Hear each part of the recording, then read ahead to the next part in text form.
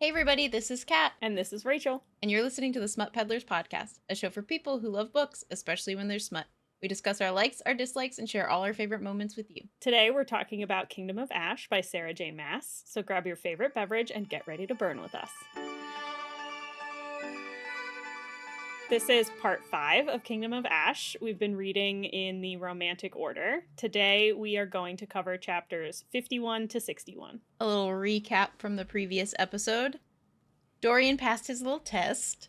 He was able to disguise himself enough to get into the Ferian Gap and give Manon a bit of information that the main head witches were not there. Pretty much said it's just Petra, her people, some wyverns doing their thing. So Manon shows up and gives a speech to the bluebloods and some yellow legs.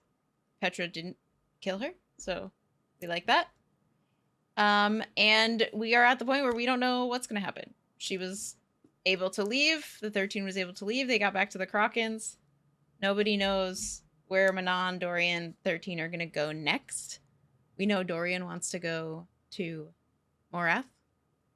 So potentially there, who knows? We switch over to Aedion. Aedion and Lysandra and Ren and all of them are royally fucked.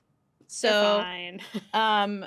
they have just been getting pushed back and back and back by the Vogue that are attacking them.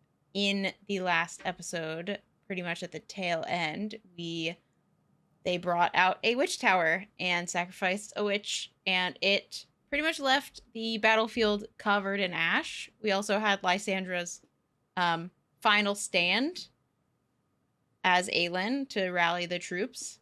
Did not go great. So Lysandra was hauled over Aedion's shoulder, and he was booking it back to, I don't know, the center of the mass of people, in hopes that he could save her. They are just keep getting pushed past Orynth, and they're kind of gonna, I think, move towards Orynth at this point, based off of kind of the map. They're just keep getting pushed and pushed. They're not able to hold their line. They're not able to push Morath back at all, or the Vogue back at all. Aelin and our dream team, we finally have two teams have like come back together, which is great. Yay. We love that. So Aelin, Rowan, Gavriel, Lorcan, Alid have all made it to Anielle, where Kael, Irene, Nezrin, Sartak, and Hussar are, which I think my favorite scene is Hussar and Aelin. They're the same person, pretty much. They're fantastic. Their dynamic together is wonderful. In that last period, we kind of finally got the like solid proof that Maeve is Vogue. Nezrin pretty much told everything that she knew to our dream team, and that is when Aelin realizes that it was in fact not a mistake that her brain was playing on her, or a trick, that Maeve's blood did come out black and then turned red. And this is where our Fae men said, oh no, she's been using a glamour, which means she's pretty much been tricking everyone by putting pretty much projecting an image of herself to those people and making her look different. So not great. That is something that they were familiar with. We didn't get much information past that. We kind of know of glamours just from other Sarah J. Maas books. You run into them in ACOTAR a bit, and I believe in Crescent City, if I remember correctly. Like, barely. Yes. It's spoilery if I say when I think it happens. So I'm not going to. Yeah, we're not going to do For those that haven't read Crescent City. If you're reading in a good the order people tell you to read, which is Throne of Glass, ACOTAR, and then Crescent City, you would not know much about this as it is. That's kind of where we left off, and so then we jump right in to our kind of dream team, they're all kind of readying for battle. So Anielle has been under attack. We know that our foot soldiers from Hussar are down, and the rooks are kind of down in the like plain section of Anielle. There's not really much space for them. We have Rowan and all of them are at kind of like headquarters, the castle, I guess, within like the main base. And so they are readying for a big fight. Kale has been able to kind of hold off this army for a while, but they are kind of pushing in. They have been taking like battering rams to the walls of the castle and the keep and all of that. And so we're hopeful that our dream team can kind of pivot this fight and win. Yeah. We gotta defend Anielle. Yeah. Dad's pissed, as he usually is. So that's fun. We love that. Dad sucks, though, so it's fine. We don't care. Yeah. The beginning of this section, Lorcan is, of course, thinking of Aelin. Aelin is thinking of Lorcan. They don't want to think about each other, but here we are. They have a brief conversation where Aelin pretty much tells Lorcan to fuck off. We don't... But also that she loves him. Yes. In a very roundabout, non-admitting it kind of way. Yeah. She pretty much asks him about, like, how he knew he loved Maeve and, like, how he was okay loving Maeve. And he kind of, like, shuts down, like, no, I didn't love her. I thought I did, but I didn't. And she's like, how were you able to love someone that you knew was, like, terrible? Because, like, I can't figure it out. And she pretty much admits that she loves Lorcan in that, like, moment of, like... Yeah. She basically says, like, I need to know because I need to understand how I did the same. Yeah. And it's so sad to me because he apologizes for everything after. Mm-hmm. Like, he doesn't really have a response because he's processing the information. And he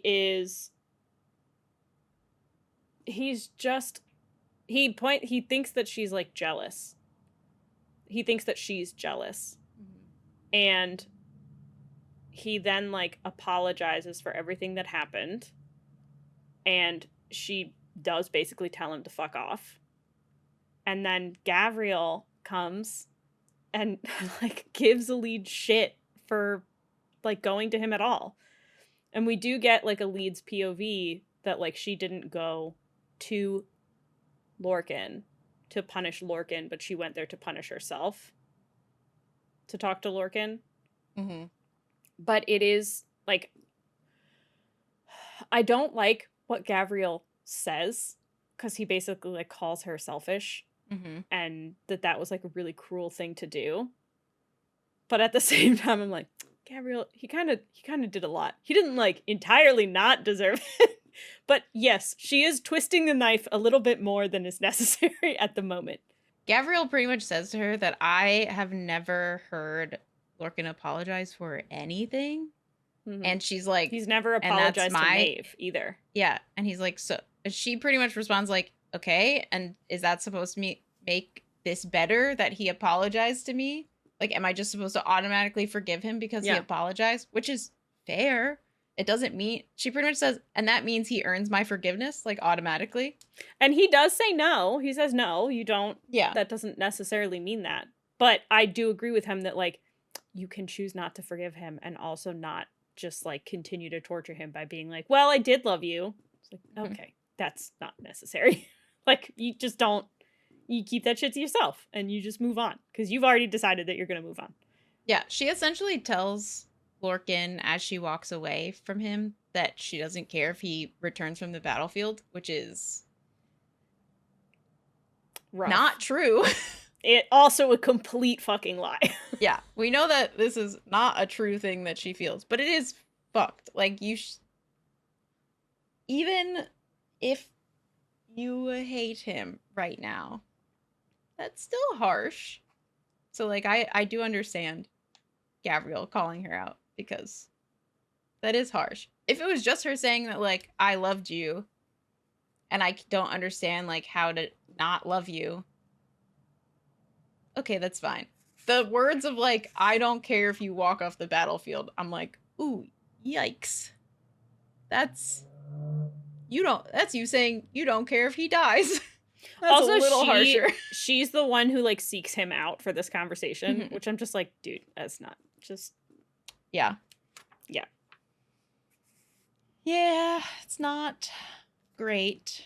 So they have their kind of moment.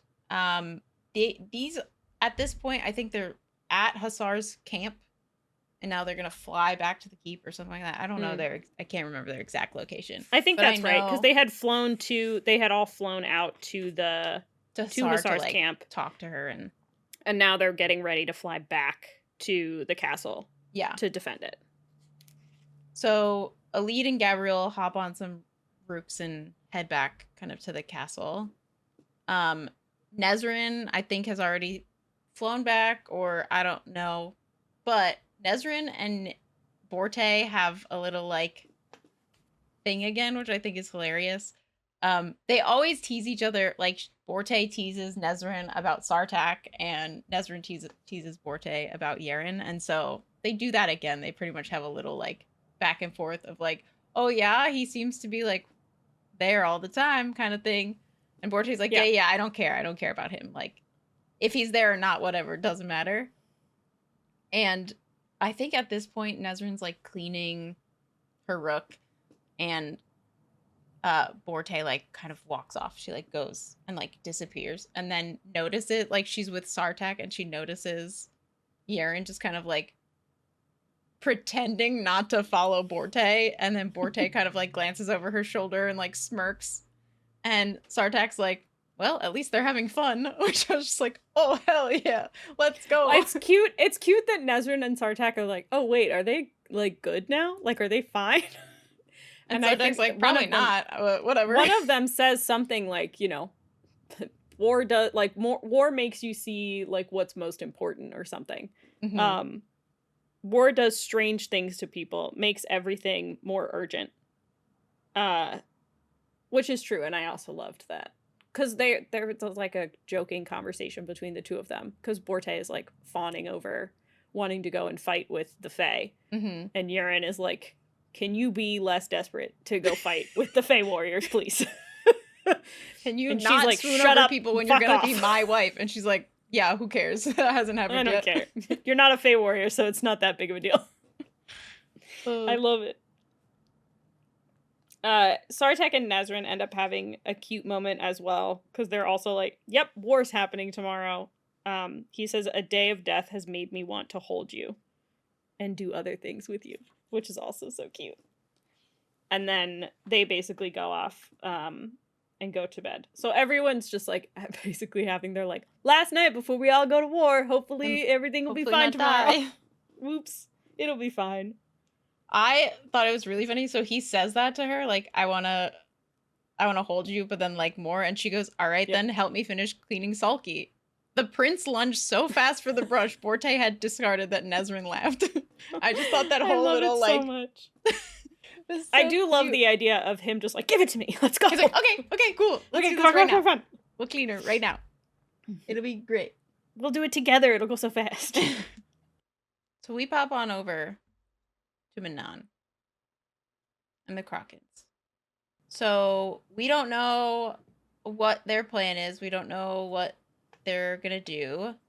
When Manon and the 13 show back up, some of the Krakens kind of, they knew what they were going to do. So pretty much we learned that Borte, all the other witches, Glennis, they all kind of knew Bronwyn.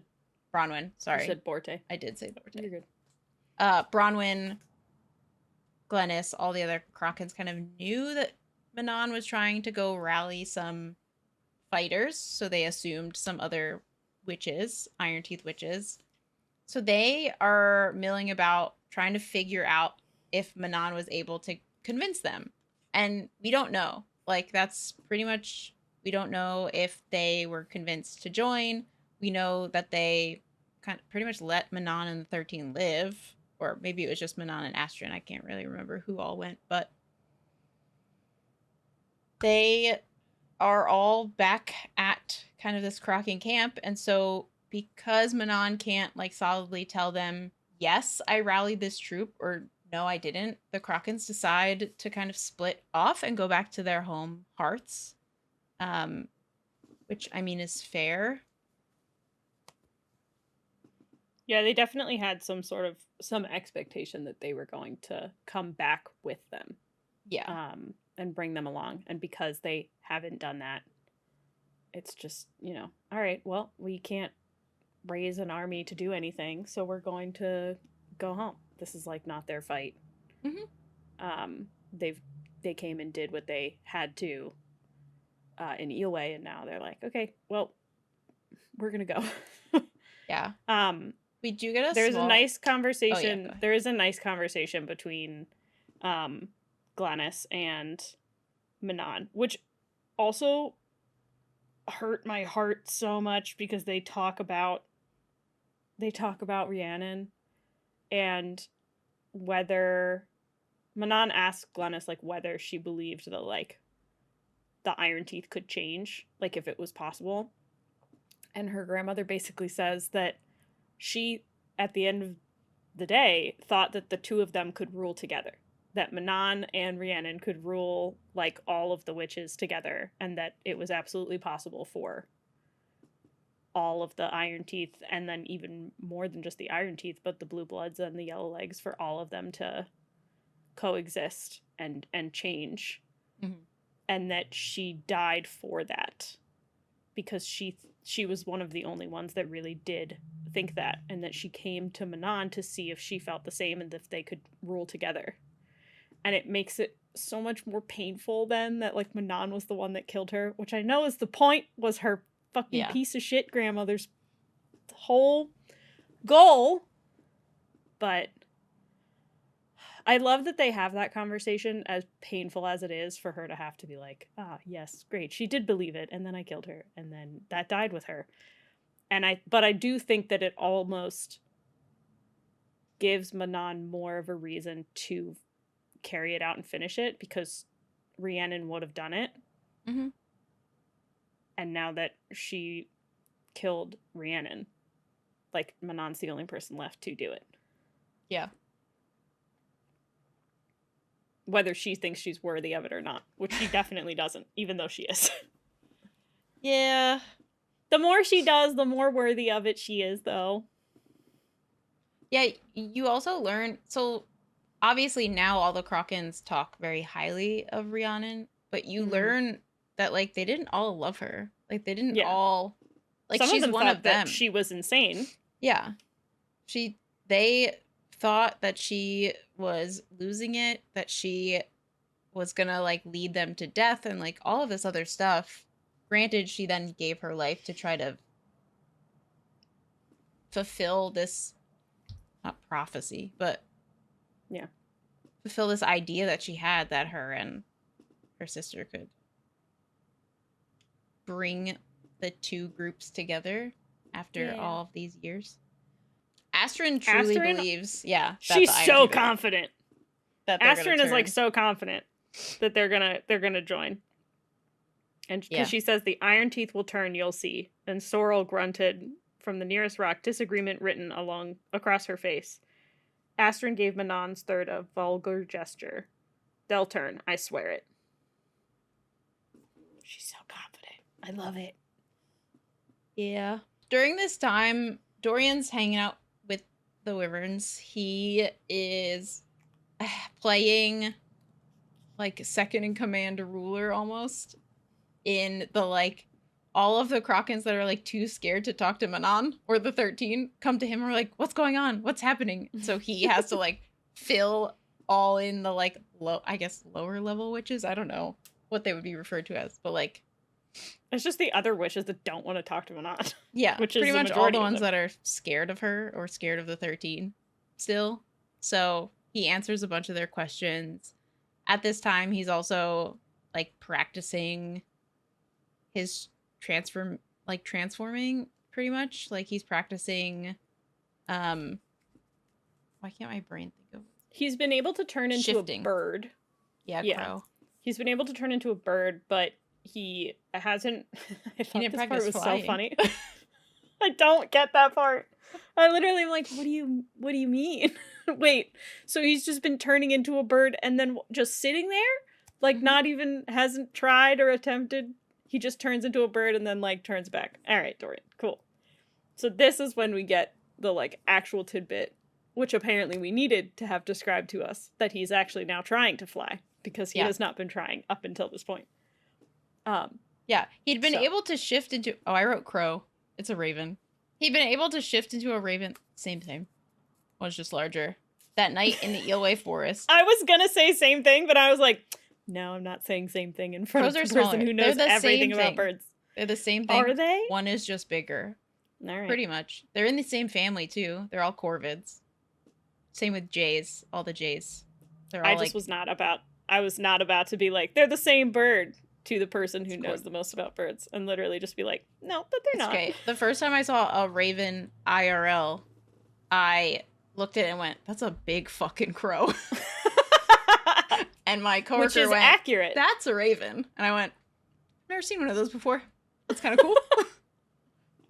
But they are now that I think about it though. One is just double its size. Yeah, now that I think about it, I'm like, oh no, you're right. Yeah. Yeah. That's a really big. It's a really big crow. Mm-hmm. It's like 2 times the size of a crow. But they look the same. People who are really used to ravens must look at crows and be like, that's a really tiny raven. That's how I feel about Western gray squirrels. They look just like Eastern gray squirrels. But they're just smaller. So small. I always look at them like, they're so tiny. It's so weird. They're so weird. I'm used to like the chonky Eastern gray squirrels. Yo, those fuckers were huge on our college campus. Like small cats. Yeah. Terrifying. And they would come right up to you and be like, give me your fucking food. Like I was getting robbed. Pretty much. They used to jump out of the garbage cans at people. Yeah. To take their food. They're like, what do you got? Give it to me. I'll take it. So good. New food? Let's go. Drop it in. What I was saying. He Jesus Christ. would transform, he would shift into a raven, and then he thought, now he only needed to learn how to fly. We're like, oh yeah, you didn't do that yet. You haven't tried doing that. Okay. So he's practicing his flight as a raven. Or a large crow. Whatever you want to call it. Our next bit that we get is Lysandra like coming to after her fight. She is not great. She is in a decent amount of pain. She is alive though. She's alive. All caps. She's alive. Yep. She is alive. I needed her to be alive. She's alive. I remember reading this chapter because it does start by saying someone had set fire to her thigh, not Aelin, because Aelin was gone, sealed in an iron sarcophagus. And then my brain went, is this Aelin's perspective or not Aelin's perspective? I got so confused. I thought she was having a nightmare. Like at first I thought Aelin was having a nightmare. Yeah. And I was like, huh? So this was Lysandra basically waking up after the battle. She's like, can't speak. She's just so unwell. She also realizes that she's no longer in Aelin's body, and I think that's what was confusing about that, like, moment. And I didn't realize it when I first read it, like that section, that's what she was registering it until later she says to Aedion something along the lines of like, oh, I'm not Aelin. And he goes, yeah, we'll deal with that later. Like, oh, yeah. Fuck. Aedion is there, and he basically just, since she can't really talk, just starts kind of informing her, like, what has happened. That they yielded Orynth, they're retreating back to Orynth. It's been 3 days. That she is really the reason that they did not retreat in shame. Like, her doing what she did saved so many people and saved a large majority of the army in just being able to like be that symbol and the like beacon of hope that Aelin represents. Even though she got horribly injured. Mm-hmm. And Aelin, or she also has like a bit of dialogue in her head of like, oh wow, Aelin really does, like, being in Aelin's mortal body feels terrifying, going up against all of these people with or without the power that she has. Which I thought was super badass that like Lysandra was giving, like, Jesus Christ, she did this without magic for so long. How did she do this? Mm-hmm. This sucks. He is really praising her and pumping her up for everything that she did, which is a bit of a shift from the way that his ginormous piece of shit ass has been acting this entire time. Yeah, like the whole conversation before she went out onto the field. Like, literally a couple chapters ago. Although in this, it's been 3 days, but she's been asleep the whole time. So, like, 24 hours of her being awake and conscious. Her mental yesterday. Bit of a shift.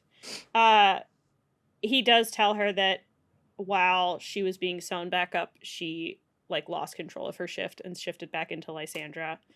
And she immediately panics that, like, everyone knows now. And Aedion doesn't really specifically tell her that that's the case, but just kind of says that they'll deal with it later.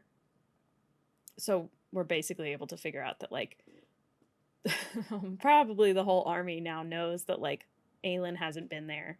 And that a lot of the time when she has been there, it's just been Lysandra who has been shapeshifted. And she is, like, devastated that she feels like she failed at the one thing that she was tasked with doing. And then on top of this, now Aedion decides that he's gonna be nice. Well, because she almost died. So now he's like, oh, fuck, I can't be mean to her. I actually love her. No shit. He says, you did this for Terrasen, for Aelin. You were willing to die for it, gods above. And she says, I was. And then this is my favorite, this is truly one of my favorite passages from any female, like, in any book ever. Mm-hmm. She says, Aedion blinked as she withdrew her hand from his. Her leg ached and throbbed, but she managed to sit up to meet his stare. I have been degraded and humiliated in so many ways for so many years, she said, voice shaking. Not from fear, but from the tidal wave that swept up everything inside her, burning alongside the wound in her leg. But I have never felt as humiliated as I did when you threw me into the snow. When you called me a lying bitch in front of our friends and allies. Never. She hated the angry tears that stung her eyes. I was once forced to crawl before men, but gods above, I nearly crawled for you these months, and it takes me nearly dying for you to realize that you've been an ass. It takes me nearly dying for you to see me as human again. I wanted it to be you. After Wesley, after all of it, I wanted it to be you. What Aelin asked me to do had no bearing on that. What she asked me to do never felt like a burden because I wanted it to be you in the end anyway, and you threw me into the snow. Aedion slid to his knees, reaching for her hand. I will never stop regretting it, Lysandra. I will never forget a second of it. Never stop hating myself for it. And I am so... Don't. She snatched her hand back. Don't kneel. Don't bother. She pointed to the tent flaps. There's nothing I have left to say to you. Or you to me. Good. Fucking fantastic. I love Aedion so much, and whatever, they're probably gonna get back together because it's a romance book, so like that's how this shit happens. But I have never felt so like empowered by another woman standing up for herself in a fucking book like that in my life. That is so beautifully written, and so I think like you know, I can give a ton of shit to a lot of the books that we've read where it's like, oh yeah, the guy does something shitty and then they take them back when they realize that they were being shitty. But to also read her just be like, are you fucking kidding me, dude? Like, now, I basically almost died, and now is when you decide, oh, I was being a complete and total fucking asshole, and I'm sorry, take me back. Get the fuck out of my tent. No. I'm not having this. Yeah. Like, I loved it. I didn't feel like it was, like, unnecessary or that she was being, like, it was just so perfectly executed that I was just like, yeah, Lysandra. Yep, good. Proud She of you. gave him so happy. many times to come around, and that was like the last. And like was so sorry, just over and over and over again. Like and for him to go so far, even if we don't like think about the fact that he literally did throw her out naked into the snow, which fills me with rage. With like just the like little shawl thing that Ansel had given her. She's working so hard to help protect all of the same people, and he can't even respect her enough to like not treat her like shit for that. Whatever was going on in your two personal life, like, you can hate her for that, fine. I don't agree with you because you're being an idiot, but like, he didn't even respect her for like the way that she deserved for helping protect all of those people. Yeah. I was so happy. I was so here for this. I was like, yes, perfect. This is what I needed to like feel maybe like feel okay with them getting back together, because he just treated her so terribly that like he needed to fucking get yelled at a little bit, and then, you know, we can move on. He needs a taste of his own fucking medicine. He can get mad at everyone. The passage, all that stuff. The passage immediately after this is him feeling sorry for himself. Yes. He'd never felt like more of a bastard. Yep, good. I don't think he's ever been more of a bastard, so that's accurate. Correct. As they're pushing back, they don't make it all the way to Orynth before Darrow shows up. At this point, he leaves Lysandra's tent. He's in his full, like, he's also like covered in blood, like has not cleaned himself in the 3 days. He has only been like at Lysandra's side this whole time. So he finally leaves this tent and is greeted by the lovely Darrow, who then pretty much tells him he has committed all types of treason by not listening to Darrow, the chicken shit who likes to hide in the background. And, you know, maybe Darrow's a little upset that they bested him and the rest of the group and vanished, but, you know, whatever, it's fine. Yeah, outsmarted him and took the army. Yeah. Darrow pretty much tells him, you're stripped of all of your shit. Like, you're not this prince anymore. You're not the head of the Bane. You're not leading this army anymore. Killian is now in charge. And pretty much Aedion's like, all right, whatever. Sure. Sounds great. He does also threaten Lysandra and be like, we will execute her if she pretends to be Aelin again. And his only response is, I'd like to see you try. Which is... Aelin will... Okay, you get a brownie point. Light you on fire from the inside out. 1, Aelin will kill you. Also, 2, you would not get close enough to Lysandra to be able to touch her. She would kill you instantly. Like, absolutely. No. Yikes. Yeah. So then Darrow, of course, takes the leaves. sword of Orynth too, which is bullshit. I felt bad for him immediately after this, because I was like, damn, like he got what I wanted in terms of just like getting yelled at by Lysandra because he deserved it. But then to like immediately get that crushed by Lysandra, and then you leave that tent and Darrow shows up and is like, also, I'm taking the army and your rank and your sword. Yeah. That one hurt. I was like, oh shit, this is too much. Wait, I didn't want this much to happen. Sorry. I forgot. You said about Lysandra, pretty much like Darrow says that like we'll execute her, and he responds, I'd like to see you try.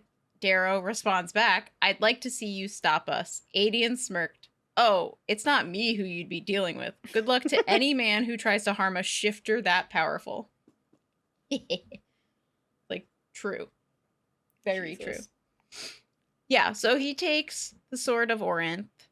Ren, of course, is like, you're out of your fucking mind. He's the one that got that back anyway, and it's his father's, or it's their family line. It's not.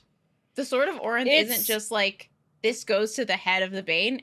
It is like within Aedion's like family line. It's a royal symbol. Yeah. I think it's Aelin's family line. And I think Aedion gets River. it because he is... I thought it was like that Ash River section. It could be the Ash River. So it was like the overlap of the two. I don't remember. Either way, it's fucked. Well, because they say it's like, you know, that's not your sword really to take. But what's great the sword belongs to a true general of Terrasen, to its prince commander. Yeah. And since he stripped him of it, that he's not allowed to have it. And he's basically says, we're going to take it back to Orynth. And Ren is like, you wouldn't have the sword if it weren't for Aedion getting it back in the first place. It's like, doesn't matter. Ren's pissed that Aedion doesn't even fight it. Aedion's like, I don't fucking care anymore. I don't care. What's great is that, like, the sword of Orynth is supposed to be this, like, powerful symbol, very similar to, like, Goldrin or, what is Dorian's sword? That, like, heats up. It's supposed to be, like, tied. I can't remember. In some way. Damaris. Yes. So it's tied in some way to these other people who had powers, and so Darrow has never held it before, as you can tell when he's handed it, when it's handed to him, and he's like, "Oh my god, this like thing," and Aedion's like, "Well, it's not going to be useful to you." Like the sword of Orynth is only a piece of metal and bone. It always has been. It's what the sword inspires in the bearer that matters, the true heart of Terrasen.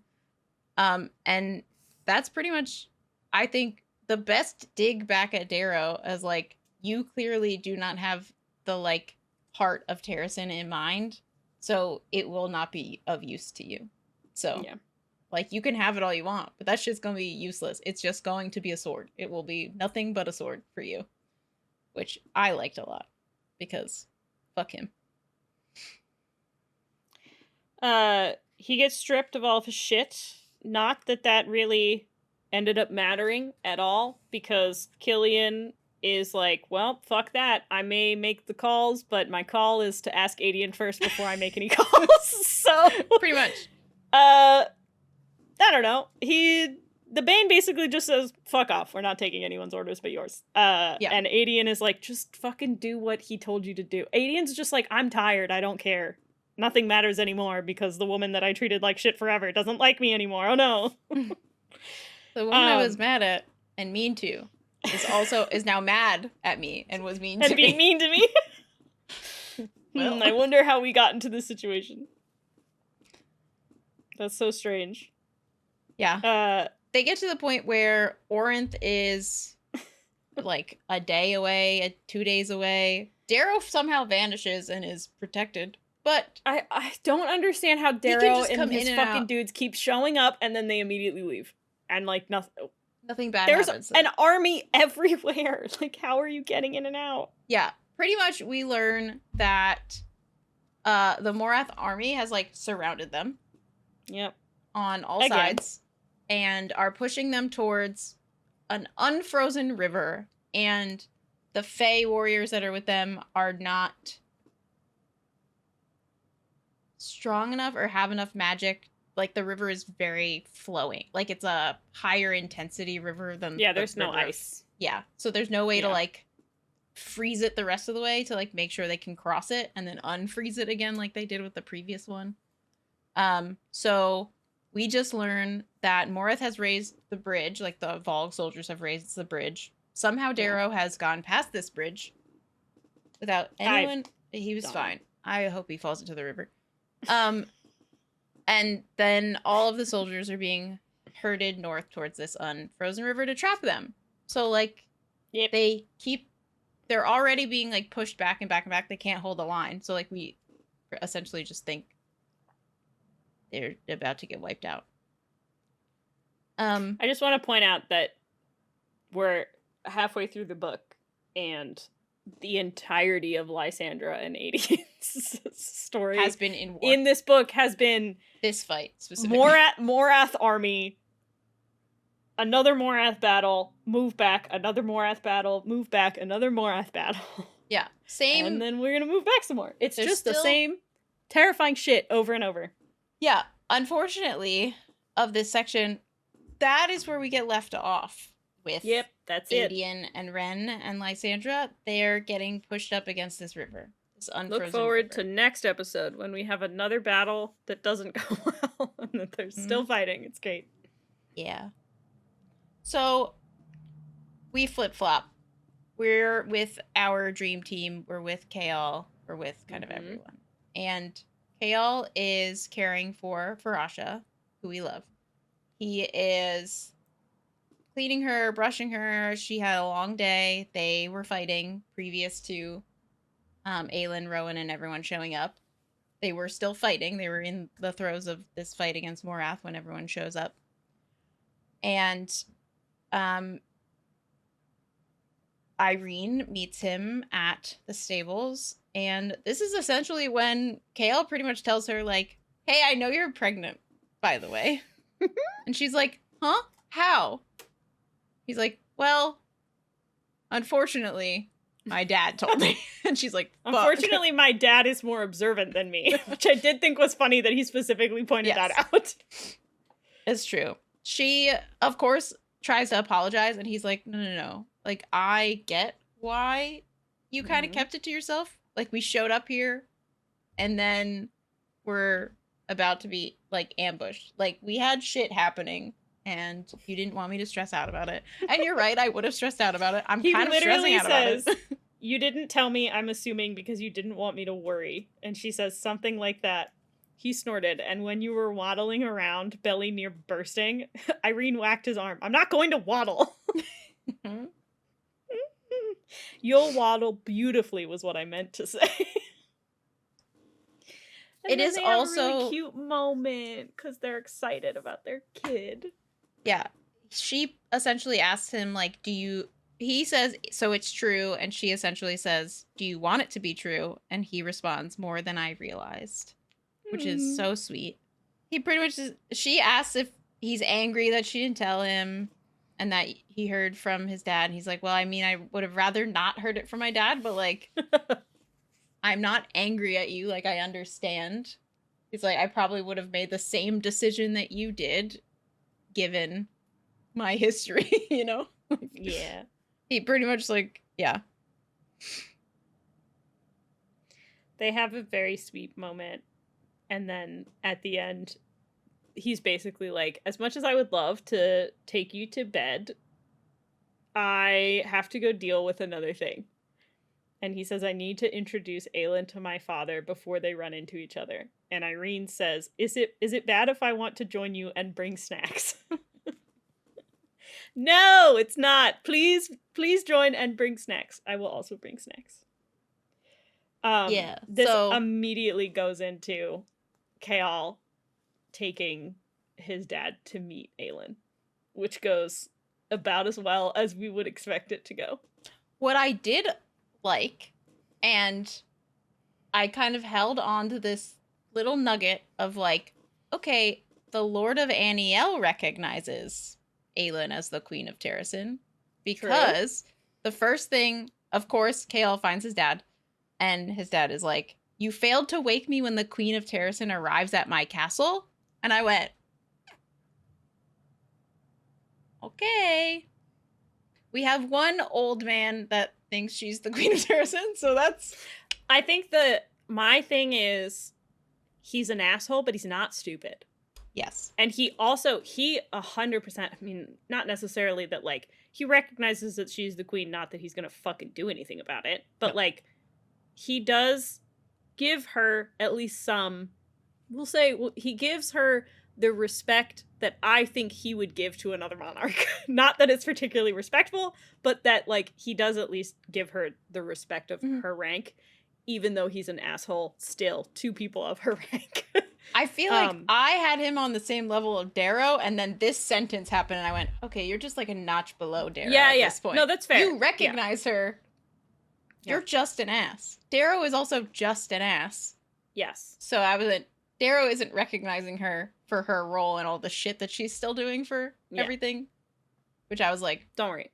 Kael's dad is still an asshole because he recognizes her selfishly because he'll use that to his advantage later if she comes out on top. Of course. And if she doesn't come out on top, then everyone that heard him say it will probably be dead, so it doesn't matter. True. Oh, so good. But yes, he does at least recognize that she's the queen. So they go and knock on Aelin's door. And they interrupt her eating, which is mistake number 1. So and it's her, Rowan, Gavriel, Fenris, and Aelid are in there. Correct. Yes. Gavriel and Lorcan were not there. But it does describe Aelin and Rowan sitting together. Aelid is also there, and Lorcan, but in his wolf form. No, and Fenris. Then he Fenris in his wolf form, and then he transforms out of his full form, like as they come in. And Irene is just like, "Oh shit!" Like I've never seen that happen before, which was so cool. Yeah, it says Lady Aelid sat against the far wall, a tray of food beside her, and the giant white wolf lay sprawled on the ground, monitoring with half-lidded eyes. So cool. A shock to see the shift, to realize these Fae might be powerful and ancient, but they still had one foot in the forest. Thank Silba for that, at least. Behind her, there was no sign of the golden hair, melancholy warrior Gavriel or the utterly terrifying Lorcan. Thank Silba. So good. So, oh man. Yeah, they get introduced, and the first thing this man basically says is, "Wow, you pushed her towards that guy," meaning Rowan, because you sent her to Wenlin. You two could have been together, but you pushed her to go to Wenlin, and then she met that guy. And Aelin's like, "I don't really think your son is particularly disappointed in that turning out the way that it did," like looking to Irene. She says, "At least this one doesn't seem like the sort to hog blankets and snore into one's ear all night." And Rowan replies, "I don't mind your snoring." Pretty much they're all super sassy and like banter with each other in a friendly way, and then banter at Dad in a not friendly way. So it like pivots the whole conversation. Good. It's fantastic. Yes. Because she like, he's sassy about like, "This isn't your keep, like you can't just walk around and do whatever you want." And she goes, "That's correct, but fun fact, your son is now Hand of the King, which means that he outranks you, so shut up." Yeah. And Kael was like, "Haven't gotten around to telling my dad that Haven't yet." You told him that? I figured I'd tell him when the time arose. Rowan's the only person that tries to play nice in any way whatsoever. He says, You defended and prepared your people admirably. We have no plans to take that from you." Which, of course, he retorts by being an asshole. "I don't need the approval of Fae brutes." Brute, I like that. Better than buzzard, right? Aelin, of course. It's so good. The whole conversation. There was another moment like a couple of episodes ago or whatever where someone was like, "Oh God, this is the court." I think it was when Lorcan was like taking the blood oath or something. And he was just like, "This is the court that I've decided to be a part of," because they're all like joking around while he's getting ready to do it. It just reminds me of that too, of just his dad standing there being like, "What the fuck is up with these people?" It's like, this is chaos. And they're all out of their fucking minds. It's kind of true. They basically are just like, "Okay, well, that was fun." And then like close the door. They're like, "Okay, we're going to keep eating. Face. Goodbye." Only before doing that, Aelin looks at Irene and Kael and said, eyes bright with joy and warmth this time, "Congratulations," and then closes the door. They know. And Kael turns to his father. Well, you saw her. So good. Aelid's first thing that she says is, "What a horrible man. Poor Lord Kael." True.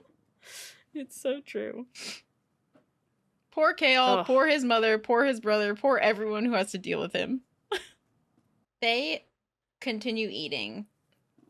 Gavriel shows up again. Lorcan is nowhere to be found. There's a note of like Lorcan doesn't. Gavriel shows up and kind of comes into the thick of everyone, starts eating, and him and Rowan are kind of like chatting with each other, specifically kind of in their like cadre type mindset of like war is tomorrow, so we're still like chatting about like strategy kind of thing. They both mention how all they smell is like the army's fear. Mm-hmm. So they're trying to figure out like what can we do to kind of shift that fear away, because they've led armies. They know sometimes it's a pep talk, sometimes it's like, we're not going to use magic at first. We're going to show them that you can rip through these soldiers with just as a foot soldier, so that they know that they can do it too. Like that kind of strategy of like, we're going to lead by example, hopefully, and hope for the best. Hope that they stop being scared of this death army that's sitting in front of them, you know? Yeah. They do also have a moment where they talk about Aelin's connection to Mab. Yeah. And how... Because they talk about Maeve being an imposter, like, who's going to rule Dorinel? Yeah, who's actually supposed to be the queen, like, next since in line. Maeve is not actually like someone in the royal bloodline. And Gavriel, I think, or a lead, someone who I didn't expect, pretty much was like, well, it's Aelin. She's the closest connection to Mab. And Aelin's like, Rowan's line connects too. What the fuck? Maybe one of his cousins can do it. I don't want it. Rowan's the one that says it. Oh, okay. Rowan says you. And then she's like, no, there are other people. And he says, the throne passes through the maternal line to a female only, or it should have. You're the sole female with a direct, undiluted claim to Mab's line. And then Gavriel says someone from Rowan's household would be able to, which would be Selene, who we met previously talking about when the ship battle happened. And Aelin basically is like, perfect, she can have it. Dorinel's hers. I'm never fucking going back there. Yeah, but don't need that. It was ruled by like two sisters. So they basically say that one would be the Fairy Queen of the West and the other would be the Fae Queen of the East. Selene would be the Fae Queen of the East, and Aelin would be the Fairy Queen of the West, which is what the little folk basically had like said she was. So like, even if she's not the Queen of Terrasen, she's still the queen to the Fae and Fairies of kind of this western area, like this west section. Of course, Aelin's like, cool, thanks, because I need another title. I was just hoping for another fancy title. Just like, cool, sounds great. Just another, just add it to the list of things that I'm now responsible for, but I don't want to be responsible for. Thank you. Although she did, it says, Aelin tried not to let the weight of that title settle too heavily, all that it implied.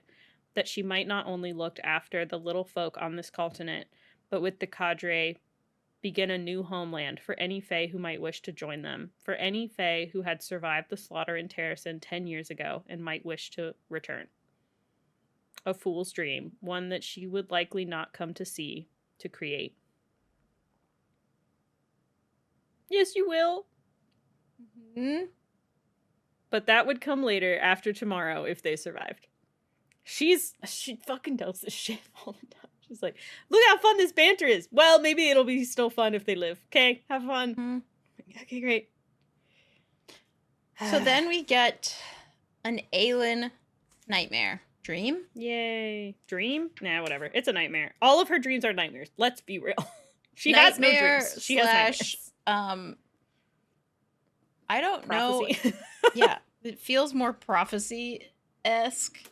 I don't know if this is information, like little bits and pieces. The way I see her, like, having her dreams and having these nightmares, like, after being tortured, I feel like it's, like, her brain and Elena and all of, like, the gods are kind of, like, putting all the pieces that are actually true from these things and saying, like, these are the things that will be happening. Because they can't actually say it to her. Like, we've learned that Elena and Brennan and Gavin, they all have to, like, skirt around what they can say. Kaltain, I think, was the most, like, direct, and she's like, yeah, they're not gonna let me say that. Like, she just says, yeah, they're not allowing me to say that, so I can't say it, kind of thing. Yeah. Where Elena's like, I don't want to make them mad, and Kaltain's like, fuck them. I'm giving you all the information I can give you. Here it is. That's all I can say. I'm over this shit, even in death. Yeah. I don't care. So it feels kind of like that. So, like, she gets these little glimpses. So there's a gate. It looks like there's just, like, darkness and eternity behind the gate. There is a wordstone coffin. There is kind of, like, all of these little things that we've seen glimpses of throughout the story kind of coming into, like, one scene. Mm-hmm. We don't know what that means. We don't know if it means we're going to stick Erewhon in a wordstone coffin and shoot him through a gate into oblivion, which would be great. Maybe matter. Do it. Maeve Whatever go we gotta too. do. Just put them both in the same box. And just send them into space. She also hears screams. And she's hearing screams from... She doesn't know, like, what it is, but when she kind of wakes up, you get this note of, like, she could continue to hear Elena's muffled screams, but there were screams of, like, two individuals in this scene. So we're just getting, like, little bits of pieces of, like, what maybe is to come, which is terrifying. So she has decided she won't be helpless again. And so that's where we leave off. Just, like, two princesses stuck in this thing. I'm not about it. Good dream. Yeah. Good one. Super great. She wakes up. She's nauseous because of all this horrible shit that was happening in her nightmare, but she has recognized that she is not in it anymore. She's in the real world again, and she's about to go fight a bunch of Volk. So that's super fun and great. We love the, like, nightmare pep talk that she gets from her brain right before a battle. Fantastic. We're going to war. Let's worry about some other shit. Cool. This next chapter is fantastic. Dorian is practicing his shapeshifting again. What does he choose to shapeshift into? A woman. A kraken.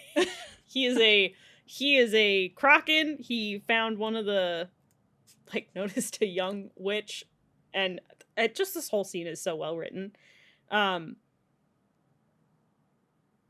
He basically, like, transforms into one of the krakens. He'd picked a young kraken the night before, one of the novices who might not be needed at all hours or noticed very often, and studied her until likely she deemed him a lech. He is fascinated by boobs, which is hilarious, and he's like, I know so much about pleasuring women that I could go into a tent right now and figure out how all of that felt. Too bad I'm too busy, I gotta go get shit done. I'm like, Dorian, my god.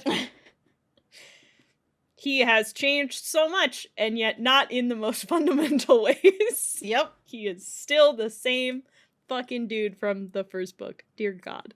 Yeah, the fact that there's just like one paragraph that says, then there was the matter of his breasts, which he'd never imagined to be so cumbersome. Not unpleasant, but the shock of bumping his arms into them, the need to adjust his posture to accommodate their slight weight, was still fresh after a few hours.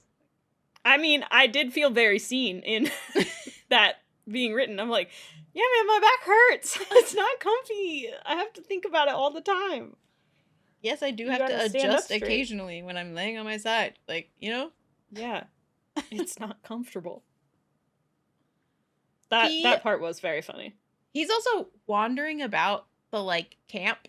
No one notices him. The 13 walk past him. No one notices him. Until Manon walks past and then whips her head back, looks at him, and he's like, and she's like, the fuck are you doing?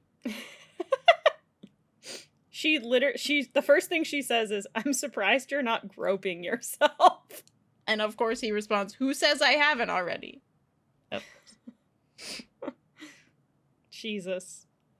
They basically talk about, like, he is like, this is it, I'm ready. I can shapeshift into a whole ass other person, and nobody noticed but you, and that's cheating, so it's fine. I'm ready to go.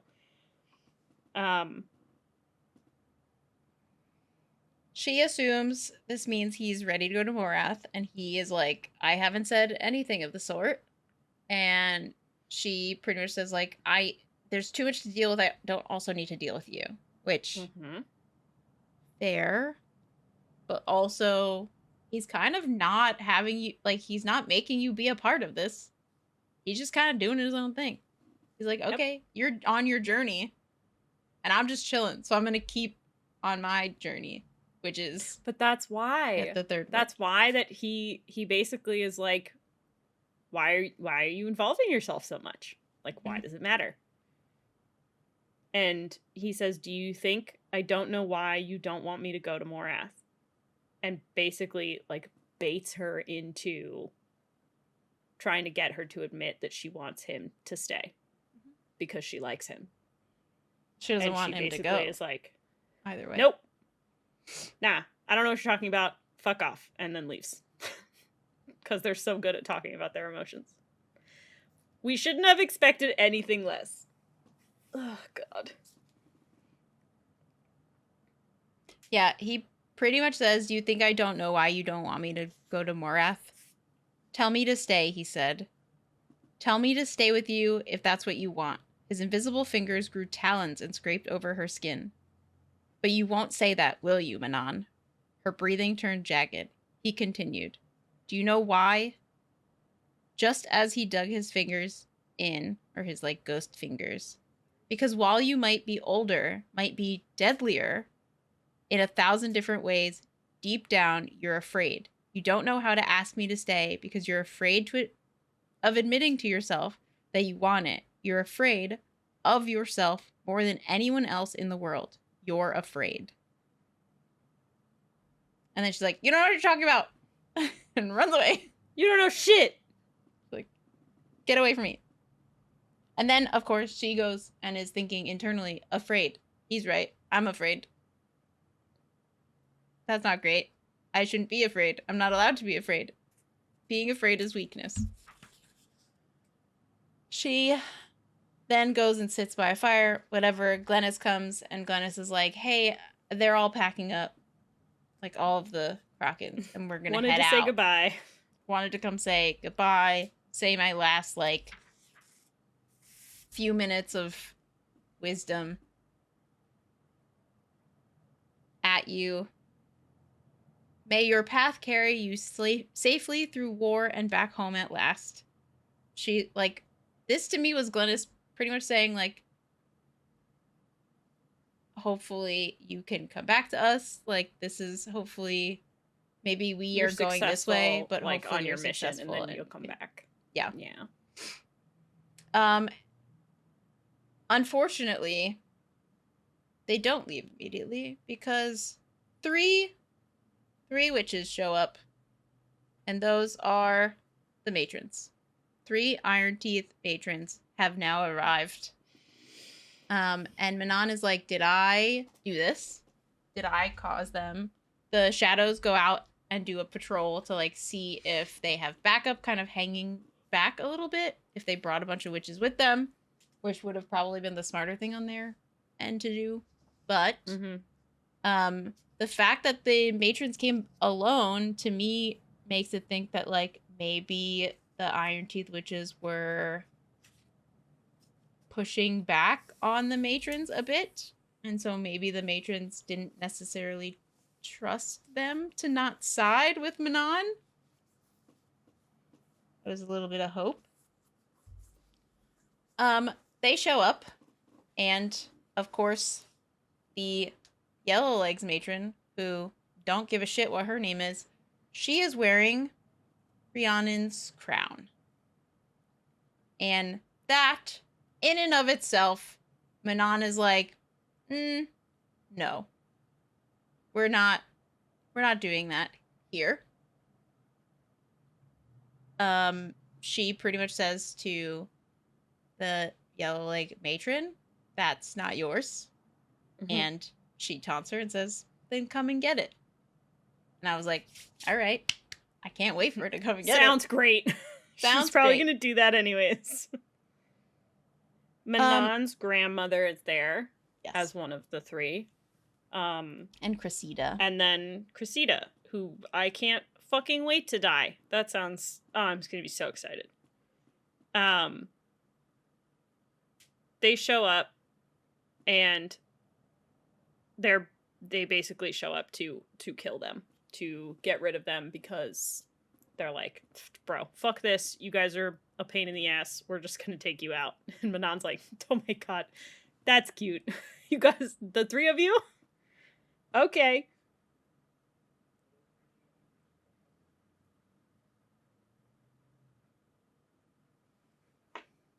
Manon puts a line in the sand and then steps in front of it as like a sign of holding this line to protect the Krakens. Like, she is pretty much facing all of the Iron Teeth witches, like the matrons, alone. The 13 are there to back her up, obviously, but she steps kind of forward across this line and is like making a stand for the Krakens. This is like her last, hey guys, I mean it when I say I'm here for you specifically. Mm-hmm. And so the matrons pretty much lunge at her. During a lot of the like conversation at the beginning, because of course Grandma has to put on a show and be like, you tried to turn them against me. You filled their heads with all these lies. And she's like, I told them the truth. I told them everything you told me. I just let them know your true intentions. And she's like, no, you're making shit up. You're just trying to like fill their heads with this nonsense that you believe to be true. And Manon notices that Cressida has a little bit of doubt. So I think that right there, she knew that she maybe got through to Petra. At least. Which I like. I think she knows that Manon is more powerful than they think that she is. And I just think that she's just not as stupid. Yeah, that's fair. So Grandma like takes the first couple swings at Manon, and Manon pretty much fights all three of them off. Like, she holds this line, this like makeshift line that she created in the sand. They get a couple like minor slashes on her. At one point, she makes the note that like her grandmother obviously was a fighter. So like she knows the moves that her grandmother is going to make. She can kind of dodge them. She makes another note that she was surprised by the Yellow Legs matron being quicker than she had anticipated. But she easily like figured out her maneuvers. And then she also noted that the Bluebloods are the intellectuals. Like, Cressida's not fighting. Like, she's not a fighter. So instead of like she knew she could go for like a killing blow on Cressida, but instead she just like immobilizes her a little bit, where she like kind of steps back. She just kind of takes her out of the Yeah. equation, so that she doesn't have to deal with her anymore. Yeah, she pretty much says like, I can play with you a little bit, where I'm gonna hurt you but not kill you, and you're gonna recognize that like I can kill you, so then you're gonna go stand over there and pretend that you're part of the fight, which is essentially what happens. Yeah. We get yeah. Dorian's point of view of him watching this fight, and he's just like, what the fuck? This is like not like any sort of fighting that I've ever seen before. He like has to hold himself like very much in control because he wants to do nothing more than use his magic to help her and protect her. Manon's grandmother is continuing to like taunt her as she's fighting. She's like calling her pathetic, and then calling her as pathetic as her mother, and then looks towards Glennis and your father. But Manon is basically like, Rhiannon held back against the witches before for 3 days and 3 nights, and I'm gonna do the same. Mm-hmm. Like, I will do that if I have to. I will not bow to you. I will not kneel. And they basically like prep to go at each other again. And Manon says, let's finish what we started. Hee. She ends up being like targeted the most by the Yellowlegs matron. This is also the point where I'm just like, dude, Manon's grandmother just sucks. Like, she lets she lets everybody do the things for her before she does anything. So the Yellowlegs matron like pushes for her. Manon like does not yield more than a few steps. And this matron was terrifying. They say worse than Baba Yellowlegs had ever been. They fight and fight, but Manon is so much smarter and way more clever that she baits the Yellowlegs matron into making a slash in like an area that basically Manon exposes on purpose. Yeah. She's like, easy killing blow. I'll just expose myself. The Yellowlegs matron is like, perfect. Like, goes for it. And Manon's like, you fucking idiot. And decapitates her with Windcleaver. Mm-hmm. Which is perfect. It's so good. What I liked about that, it is essentially exactly what Aelin did for Baba Yellowlegs. Yeah. Aelin made a like tactical decision to expose a part of herself so that she could then behead Baba Yellowlegs, which I thought when this started happening, I was like, okay, so the Yellowlegs fight the same way. They're very like anger driven. So like she was riling up this matron the same way. She was just like dodging and dodging to just really piss her off so that she'd make a mistake. Yeah. And then prepared to give her the mistake that she would make. And was like, she's like, let's make her think I'm getting tired and exposing something. A like weak point. And then she'll have the upper hand, which she actually won't. Which is essentially exactly what Aelin did with the chains. Because Baba Yellowlegs ended up putting chains on her, and Aelin's like, I'm an assassin. You think I wasn't trained to get out of these? Funny.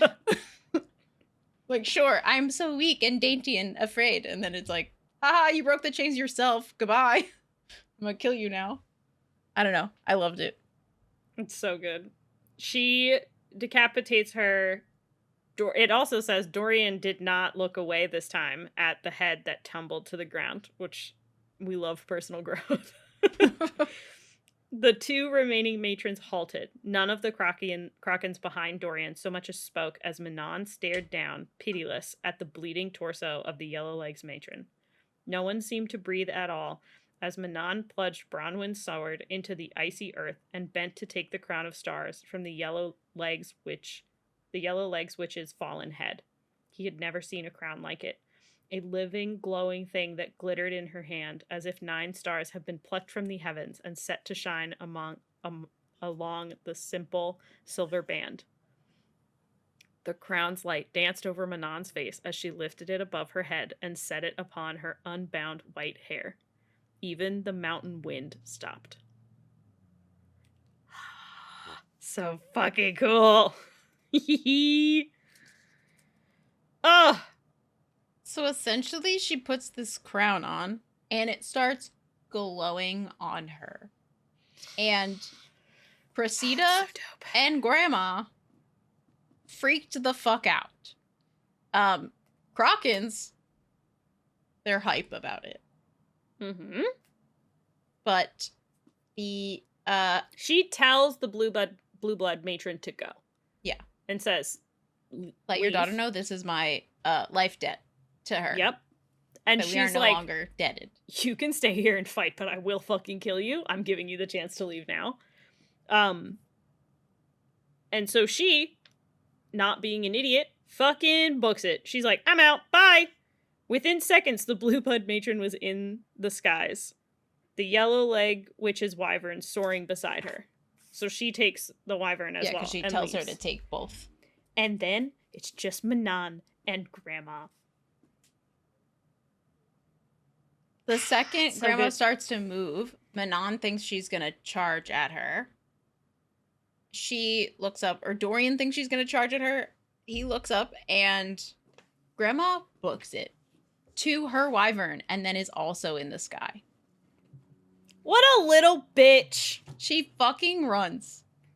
Because she hesitates. I love this part so much that Manon does this. She hesitates. Yeah.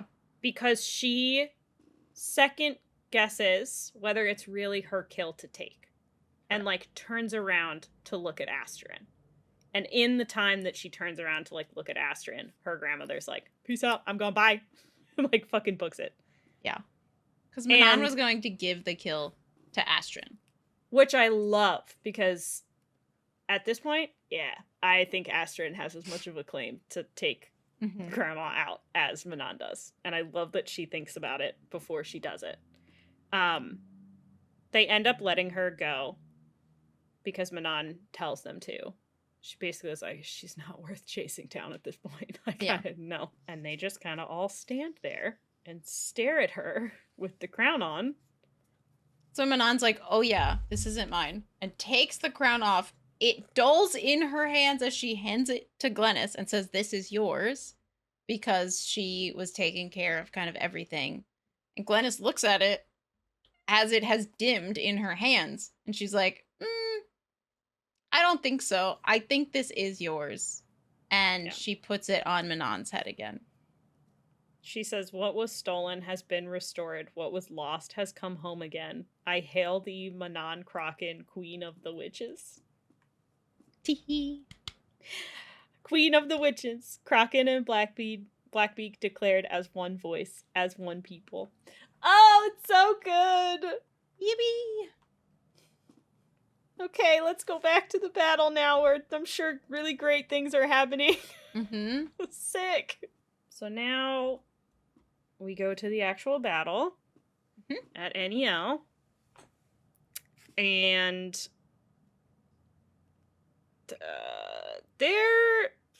look, no one is particularly optimistic at the moment. No. Rowan has recognized that Aelin hasn't used her power. He's also regretting not talking to her about it.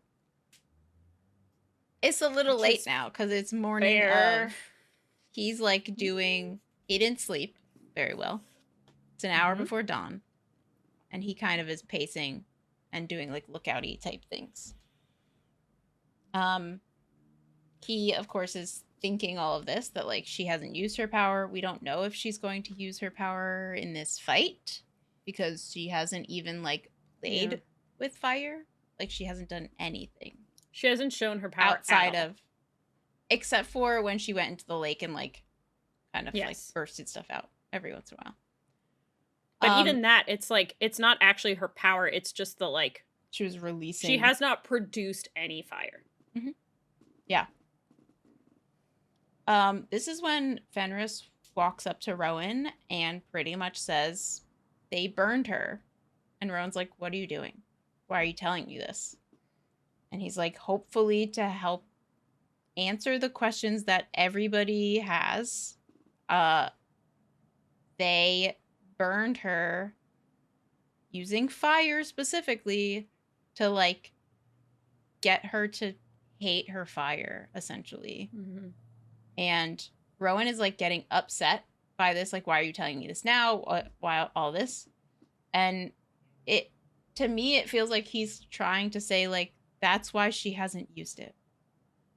Like, we all know, like, I can tell that you have questioned it. You've wanted to ask her, but you haven't. Rowan's pretty much like, I would ask her if I needed to know. And Fenris is like, well, this is me giving you a little bit of peace of mind in the sense that she's not broken fully. She just is a little scared of her power right now because they used it against her so much. He asks why are you telling me this? And Fenris says, so you can stop wondering what happened, focus on something else today, and let her come to you when she's ready. I think it's nice that he tells, because it's hard to like not point out the fact that like, yeah, they're all thinking it, of like, why doesn't she just burn them all to ash? Because she can. They've literally seen her do it before. Mm-hmm. So to at least have that understanding of like at least a little bit of knowledge as to why she isn't, and to know that rather than just be like have to think of how bad it got, for him to be like told, I think is relieving in some way, which I thought was nice. But then they go to breakfast. Well, they talk about his claiming marks on her. Oh yeah, I forgot. Fenris said no matter how many times they burned her and her skin had to be healed new, the claiming marks were always there until the last time. And it was until Maeve essentially told her and told Fenris in the same time that Rowan was in Terrasen and that he was not coming for her. And it was like the moment before she escaped, like before they escaped. And it was kind of like, that was her last. Nothing matters anymore. That's when she believed that he wasn't coming for her. Like, up until that point, she held on to that. And then hearing that he was in Terrasen, which is what she told him to do, finally, like, made her, like, give up that hope that he was gonna come for her. Yeah. So and then sad. They burned her and healed her, and the mark went away. And now there's a new one. But it was just... she held on for so long. Aelin shows up. They go to breakfast. Aelin shows up. He, of course, kisses her neck right where that mark is and is, like, extra lovey towards her.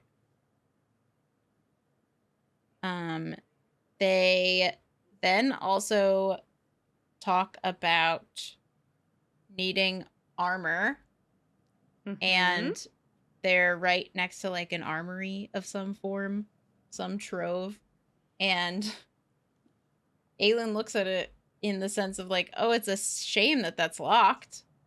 And Rowan looks over and puts his, like, wind magic at it, and the lock undoes. And he goes, oh, it was just unlocked when we got here. Weird. That's so crazy. So they, of course, go into this trove and realize there are weapons and armor and a bunch of stuff. So they start picking out armor that fits them. Not a lot of it does. They get, like, a shield and, like, a helmet.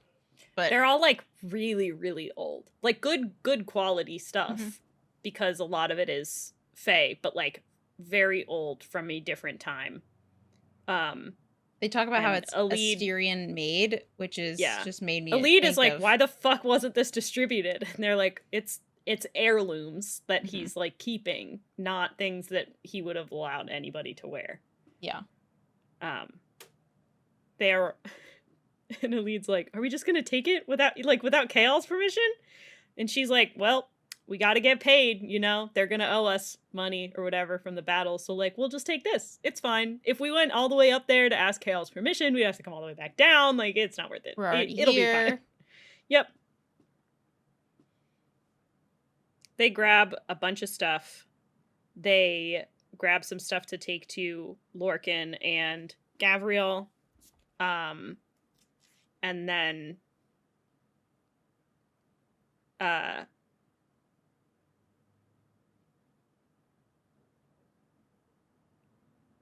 trying to see if there's anything in here that I need to read before Aelin sends Rowan away. And at this point, he doesn't he kind of eyes her up of like, okay. But she's like, go track down Lorcan and Gavriel and bring them some stuff and I'll find you soon. And at this point, we're like, maybe she needs a minute to herself. She hasn't used her power in a really long time. Maybe she's scared. Like, we don't know what she's thinking. We don't know what's going on. She also could be thinking about the fact that, like, I haven't used my power in a very long time. What if I can't anymore? Yeah. So, they definitely think that she just, like, needs a minute. Yeah. So they give her that time. And they kind of get ready for battle. Rowan finds Lorcan, Gavriel. They kind of hand out their armor to them. Mm-hmm. And now they're just kind of waiting because they aren't going to be the ones making the first move. We have the rooks on both sides of them. They're at like the front. And then we have the Cognate in kind of the back of the group, which is Hussar, like being led by Hussar. And the idea is that Hussar is going to be pushing from one side. We have the rooks pushing from the other two sides. And then the like land soldiers coming from the castle kind of pushing out. And eventually, like, they're all going to converge into the center and squish the Volg into like one tiny pinpoint area. So the goal was for Hussar and all them to move first to really like throw the Morath army off. They, like, as the sun like kind of finishes rising, they see that there are two ginormous siege towers that are being hauled towards the wall, and they realize that this is going to be like, this is Morath's like stand. They are going to go for an all-out assault, and this is where they're really gonna get pelted with like everything that they have. And these siege towers are made of iron, which we know magic no go with iron. Yeah. Lorcan says they'll try to break into the keep before the Cognate can break them. So they're like going for quick, get the siege towers in, breach the walls, and get in before the Cognate can get them from the outside. Aelin is still not there. She's not appeared, and the fighting is now like underway. Like, they are starting to hit the walls of being attacked. The walls are starting to get closer and closer. Chaol is having the archers, like, ordering the archers to shoot their arrows. And she's still not there. They're arguing. They end up arguing over, like, somebody needs to give a speech to, like, rouse the men. And Fenris says, someone better say something inspiring or these men are going to piss themselves in a minute. Lorcan says, you've got the pretty face. You do a better job of it. And Rowan says, it's too late for speeches. Better show them what we can do. So they prepare for the first kind of wave of people that are going to get onto their, like, where they're standing, basically. And right at this moment is basically when the first siege tower, like, stops and gets as close as they're going to get. And that's when they feel the first shudder of the tower basically hitting whatever mechanism they have, like, hitting the wall to try to break it. Rowan makes the conscious... I was going to say, Rowan also makes the conscious decision, I think, along with the cadre, that they're all readying their magic. They're all kind of, like, pulling up magic, but they're going to go, like, head-to-head on foot against these soldiers first to pretty much show the foot soldiers how easy it will be to take down Morath, as kind of, like, what I was talking about earlier, of, like, these guys are scared. Let's show them that they also, just because they don't have magic, can take out these soldiers. So they do that, and they do it as the cadre. They kind of, like, go out together. They're like, all right, we're going to do this shit. They get ready to do it, and as soon as soldiers, like, start coming towards them, Aelin finally appears as the Queen of Terrasen. She found armor below the keep, beautiful pale gold armor that glimmered like a summer dawn. Holding back her braided hair, a diadem lay flush against her head. Not a diadem, but a piece of armor, part of some ancient set for a lady long buried. A crown for war, a crown to wear into battle, a crown to lead armies. There was no fear on her face, no doubt, as Aelin hefted her shield, flipping Goldrin in her hand once before the first Morath soldiers were upon her.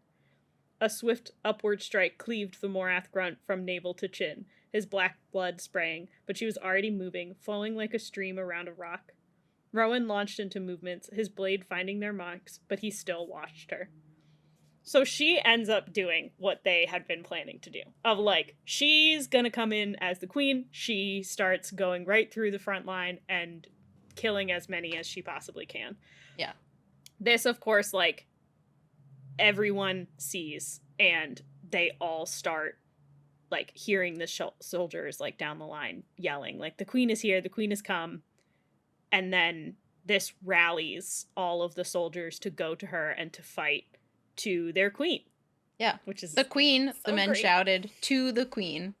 And as Rowan fought his way closer, as that cry went down the battlements and Anielle men ran to aid her, he realized that Aelin did not need an ounce of flame to inspire men to follow, that she had been waiting, yanking at the bit, to show them what she, without magic, without any godly power, might do.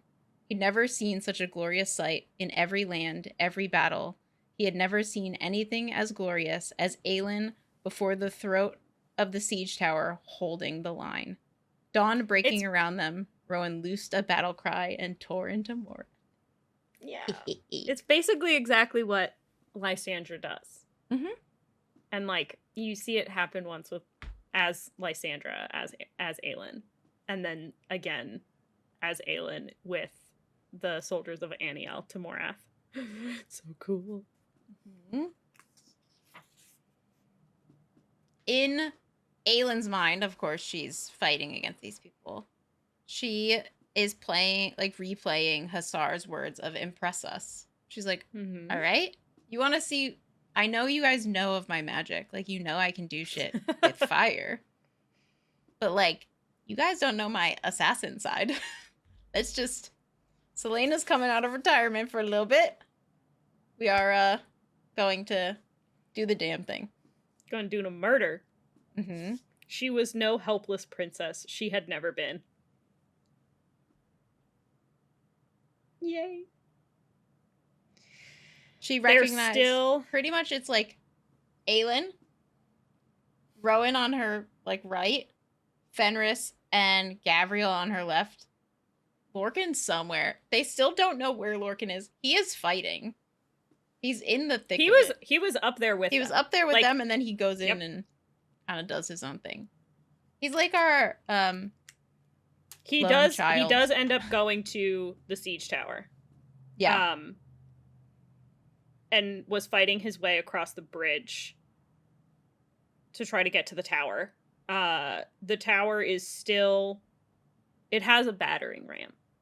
So it is what they're using to try to break through the wall. And it's still beating against the wall while they're fighting. Yeah, he ends up meeting up with Gabriel, and yeah. the two of them take out, like, everybody at this siege tower and the battering ram. And this is when they note, like, oh, this tower's made of iron. Guess we're going to have to go fist first instead of magic first, so. They basically are like, I don't know what we're going to do, but we're going to go try to take care of the tower. Oh, hi, Rocky. Hi, sir. Can I help you? It's like, no, I'm good. I'm gonna go sit right here. I'm gonna go sit over here. I didn't want to, sorry to interrupt. I had to go through here specifically. This path. Yeah, well, if he went on the floor, Luna would have swiped at him because she's on the ground, so. Of course. He needed to take That's her space. Route. She can't, yeah. He can't go that way. Mm-hmm. So Lorcan and Gabriel go to take the siege tower. They're gonna figure out how to disable it or do something with it. And they're all just trying to hold the line as much as they can while they go and take care of the tower. We then get... I was gonna say, she has a, like, one mental note of this being kind of the first battle that's gonna set the tone for everything. Because this is the first battle where she's actually there. Rowan and everyone is there. And that this battle has to be the one that keeps the men from, like, breaking. And there's this one line that I loved, and it pretty much was her thought of, death had been her friend for all of these years. She was happy to meet it again. And I was just like, yes. That felt very, like, Lorcan coded. Because he's very much, like, king of death. Yep. And he is literally blessed by the goddess of death. It's great. Which is why the scene where she's running out of the camp towards Lorcan and he just, like, stops and marvels at, like, her ability. I was just like, he is finally realizing she might be a queen and be powerful, but she also is very highly trained. And, like, the song that you go towards all the time, this, like, death, she can be that death song if she needs to be, which is so terrifying and wonderful. It's so good. Yeah, a lot rides on this battle. I mean, this battle will likely decide whether Hussar and the Cognate are going to continue forward to Terrasen or not. Yeah. We know if this doesn't go well, they're just gonna go. We essentially know the Rooks are, because wherever Nezrin goes, Sartek is also going to go. But the Rooks aren't going to win them the war. They need all of them. They need the Cognate, they need the Dargan on the horses, and they need Hussar's, like, army. Like, they need all of them. The next POV we get is Aelin and Yrene. Yrene, of course, is a badass. And she's just healing people. She doesn't give a shit. Aelin, it's like Aelid's POV, and she marvels at how calm and collected and, like, cool under pressure all of the healers are. They're not yelling at each other. They're not, like, they don't seem, like, stressed. They only yell when, like, they ask for something and the person that they're working on is screaming. And they're like, I need they the only thing. Raise their voice to, like, be heard, not to, like, cause chaos. Yep. And she only, like, they only ask her for things. Like, they're like, go get this thing or do this other item. Like, they're giving her tasks, like, left and right. So she's not, like, idle when she has stuff that she can be doing. And that kind of completely consumes her thoughts. Just doing whatever she can to help the people who are injured and help the healers. Yeah, she thinks of her friends and how they're, like, faring on the battlefield, but she pretty much is like, if Irene's alive, then Kale's alive, so, like, we know that at least. So she's we have something. It's like, I have some kind of insight. I did think about that while I was reading this, of, like, Kale, in theory, would have some idea of how bad the injured were, depending on, like, how much he can use his legs or not. Yeah. Of, like, oh, shit must be really bad if I already can't walk. Sick. Speaking of Kale, now we get Kale's POV. Kael and Farasha doesn't give a fuck. Farasha's like, cool, let's go. Battle? I'm here for it. Did not give a shit about the soldiers, is just here to be a horse whose name meant butterfly, stomping all over Volk foot soldiers.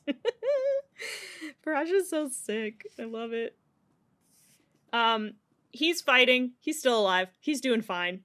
Farasha's fantastic, and he and Farasha are fighting just through everything that gets thrown at them. And Kael's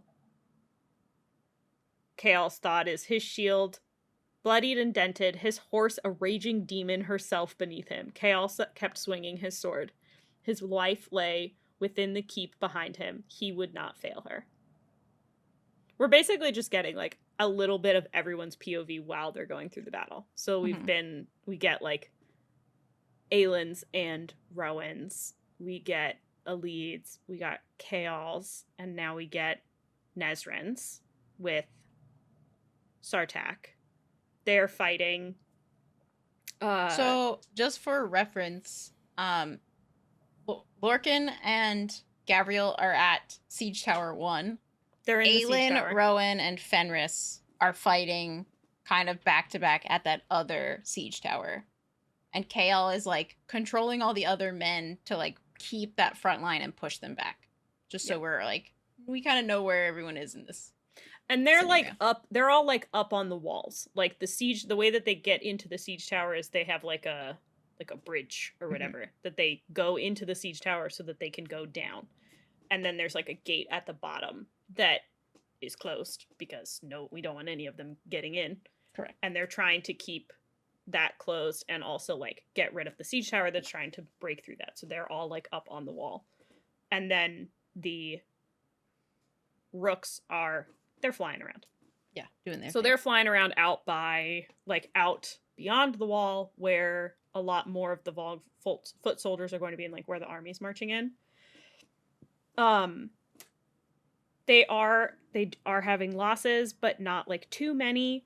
And Sartaq and Nesrin are kind of all keeping an eye on each other.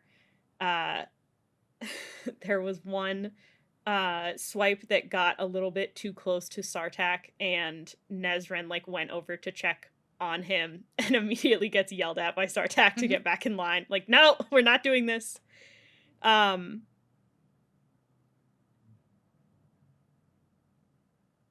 They realized as they're flying around that they see Vogue foot soldiers going up towards the dam that they had previously mentioned before. You know, as a worst case scenario, we could flood the plain by getting rid of this dam and it would take out a lot of their soldiers. Morath had the same fucking idea because they suck and they don't give a shit about their own soldiers.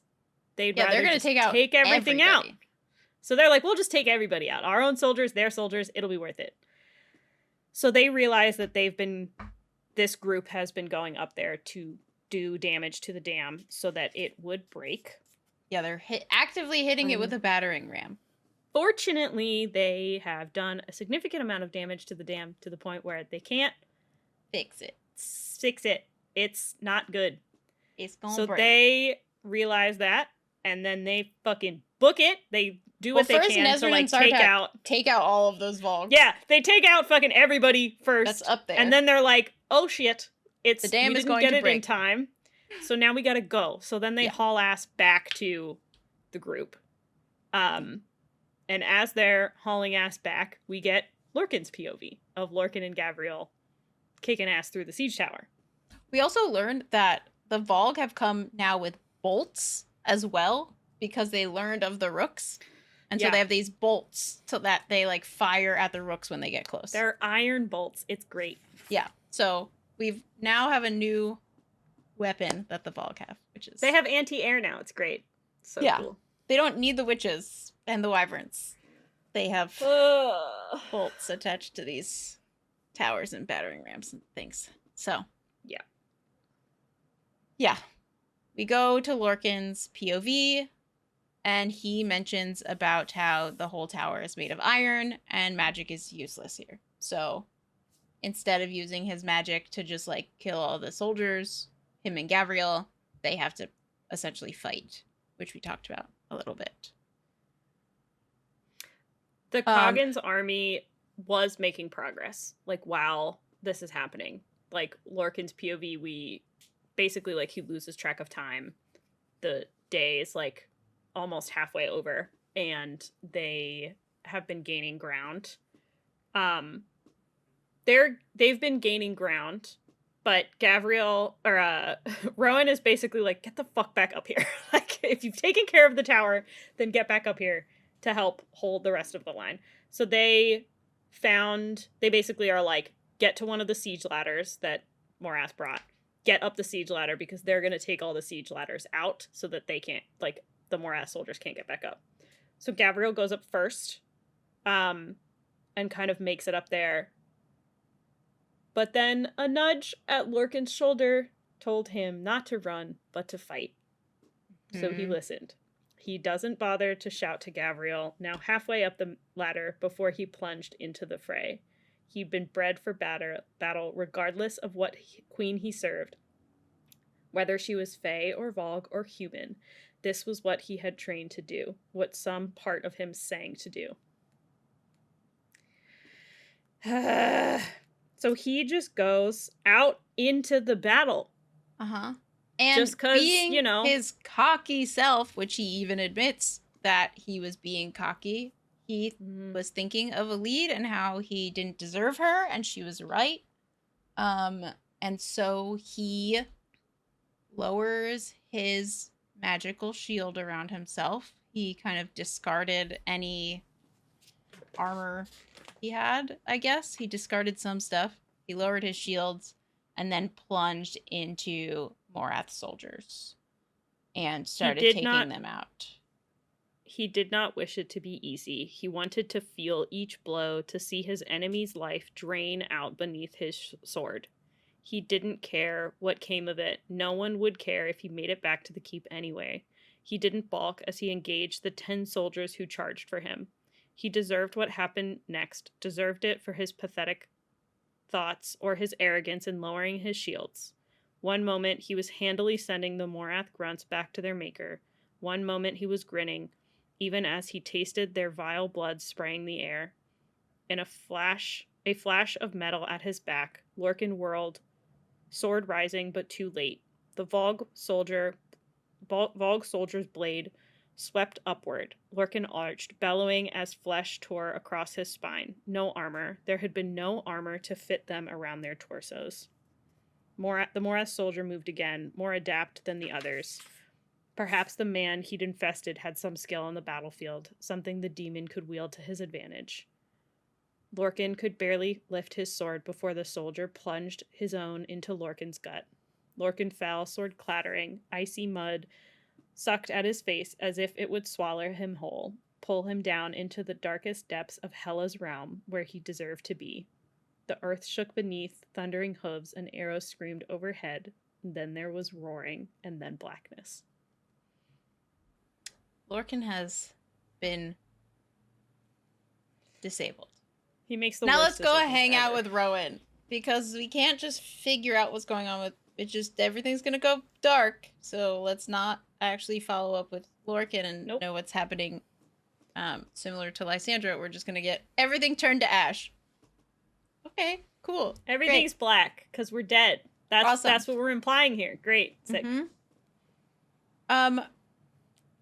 Rowan makes a mental note of the Cognate and that they fight very well. They battled beautifully.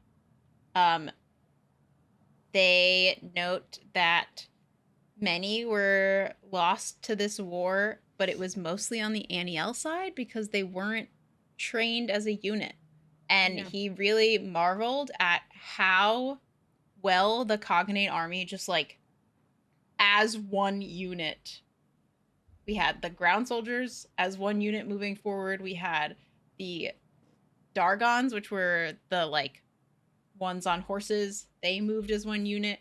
We had the rooks moving kind of they just made like little calls to each other and they were moving as like a unit and taking things out the way they needed to. And Rowan was just like enamored by how well, and it kind of, I think, made him think we really need to get the Cognate to stay and like work with us, because we need that. Yeah. We need that like choreographed, like very well-trained army with them. Fingers crossed.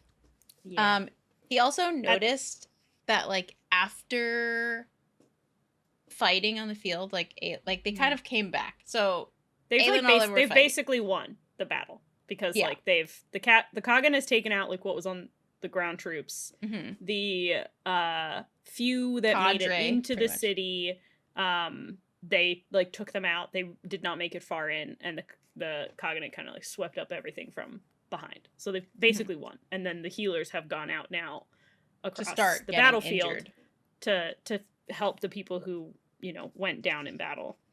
Yeah, at this point, they noted that it was really some of the Cognate that were going through the Volg soldiers and beheading them to like make sure they're dead. Yeah, the Kagan does not take prisoners. They kill. Yeah, which is great. At this point, Aelin's like pretty quiet after battle. Rowan notices that she's like thinking hard about something, whether it's I read this as like she feels something wrong because of the blood oath. Like that for me was she kind of sensed something was wrong, but she couldn't figure out what it was. Granted, I don't actually know, and that might not be true. But in this moment, he looks over at her, and she's super quiet. She's chewing on her lip. She's thinking about something. But at this point, they don't know. I think she wants Hussar to fucking say that she's gonna go. It could be that, too. Because they're having this is when they're having that conversation of, like, Hussar looked at Aelin and said, I heard you put on a show today. And Aelin said, you look as if you did, too. And then it does say, irritation deep and nearly hidden flashed in Aelin's eyes. Yet she didn't speak again, didn't push the princess about their next steps, just watched the battlefield once more, chewing on her lip. I mean, it could be that she's thinking about something else, though, which is why she doesn't push her, but it could be that she's fucking annoyed that, like, she just went through all of this fighting, and they don't, like, immediately say, like, oh, yeah, okay, great, we're gonna go and work with you guys. Yeah. That's fair. So as they're doing their almost roll call of, like, who has recapping died, like, what's going on, what did you see, like, all this stuff. Nezrin and Sartak make it to them, and they are hauling ass, and Rowan is like, what's wrong? Because he notices that they're hauling ass, and essentially they say that the dam is damaged. They looked at it, and there's nothing they can do to fix it. The next pivot is that, like, they ask Rowan if he can use his magic, and he's like, that river is flowing way too rough. No part of it is frozen, so, like, I essentially would have to freeze the entire thing myself. He thinks about potentially, like, being able to go up there and slow it. Like, if he can push his magic against the dam on the opposite side, he could essentially buy them time. Yeah. So they basically make the decision they need to get everyone off of the plane, like, immediately. Correct. The army and all of the healers, everyone that's out there needs to fucking book it back to the keep immediately. Yeah. They also make the note that, like, the keep can't house all of these people that they brought. So Hussar is like, so you're just gonna let our army die because there's no room for them. And, you know, their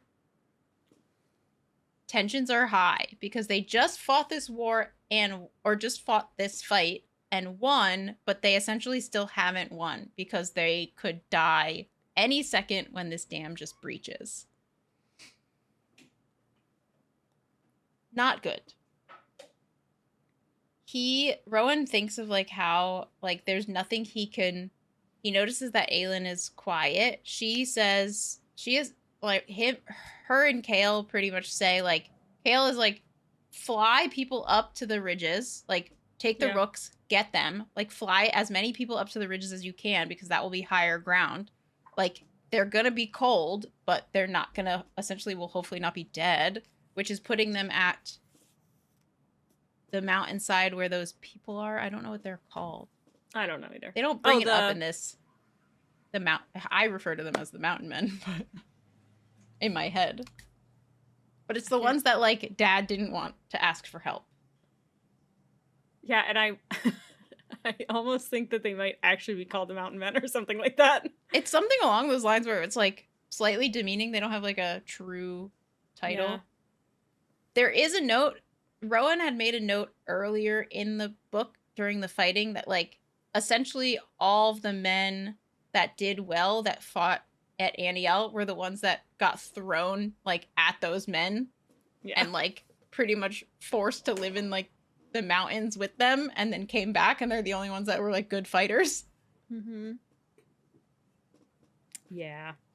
So essentially, hey, just like let's just helicopter get people to higher ground as up, much as we can. Higher ground. Yeah. We're gonna open the door like gates, bring as many people in as we can.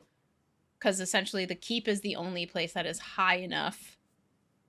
The keep and beyond is the only thing high enough. And right behind it, it's like built into a mountain. So like there really is no beyond. It's just mountain. So they go into panic mode. So they are yelling orders at people. Like things are happening. And then a lead kind of shows up because she feels that something is wrong. She was sent by Irene too. So she felt something was wrong.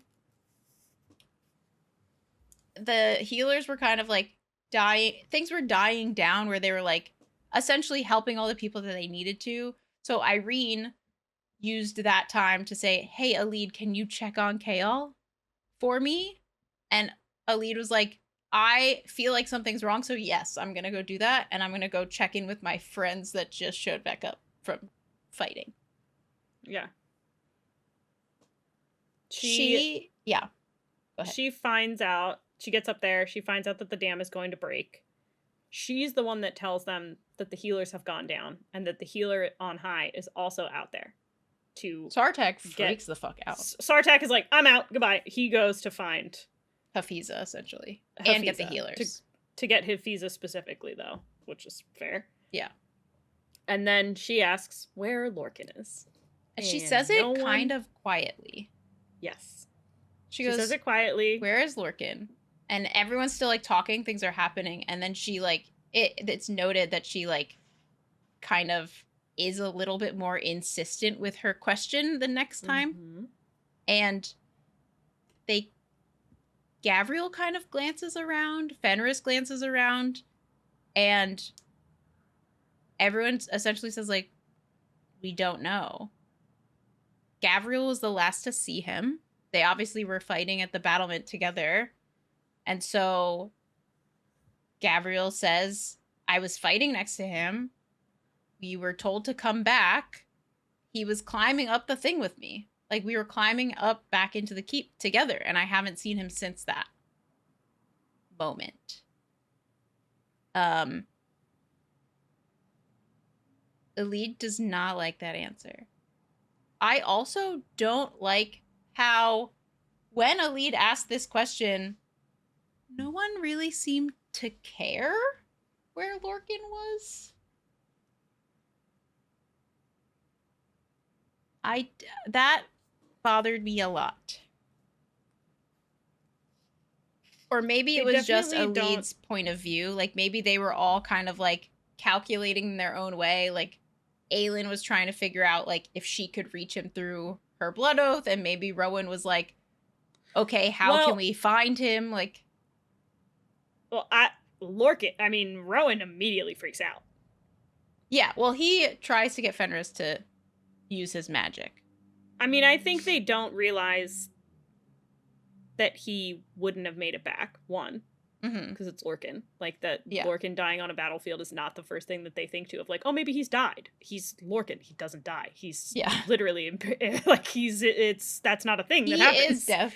He's not going to die. There's no possible way. I think initially they're like, I don't know, but not like having actually worried about it. And then they all start to realize that like no one's seen him in a while since Gabriel saw him.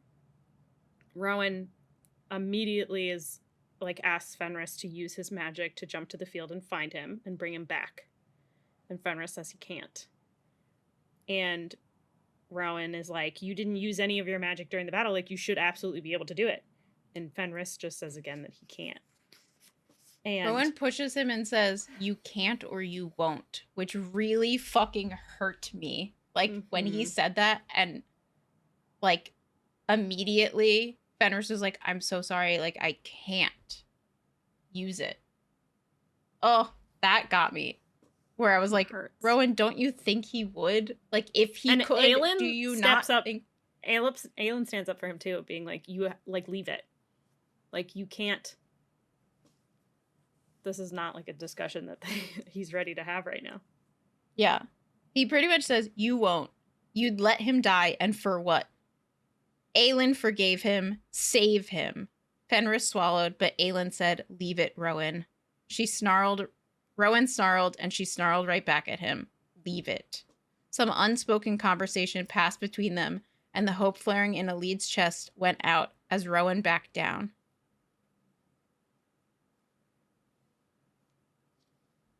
So, essentially, Fenris could have potentially winnowed to where Lorcan was last seen, find him and, like, bring him back.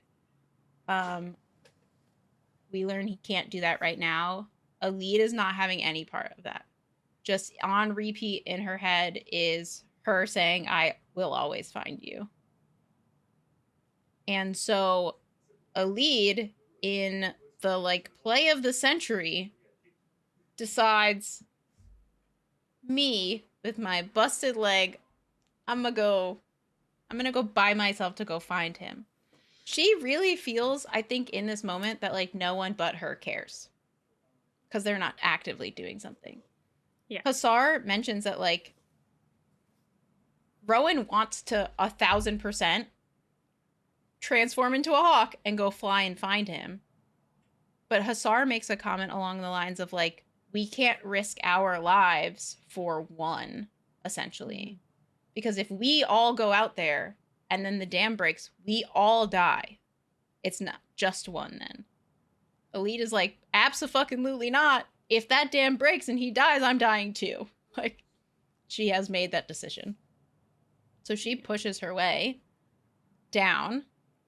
What I thought was great is people were not giving her, like, a way out. Granted, they're running for their fucking lives as if their house is on fire and they're trying to escape. So, like, understandably that they weren't clearing the way for her to go down when they're trying to just shove as many people in the keep as possible.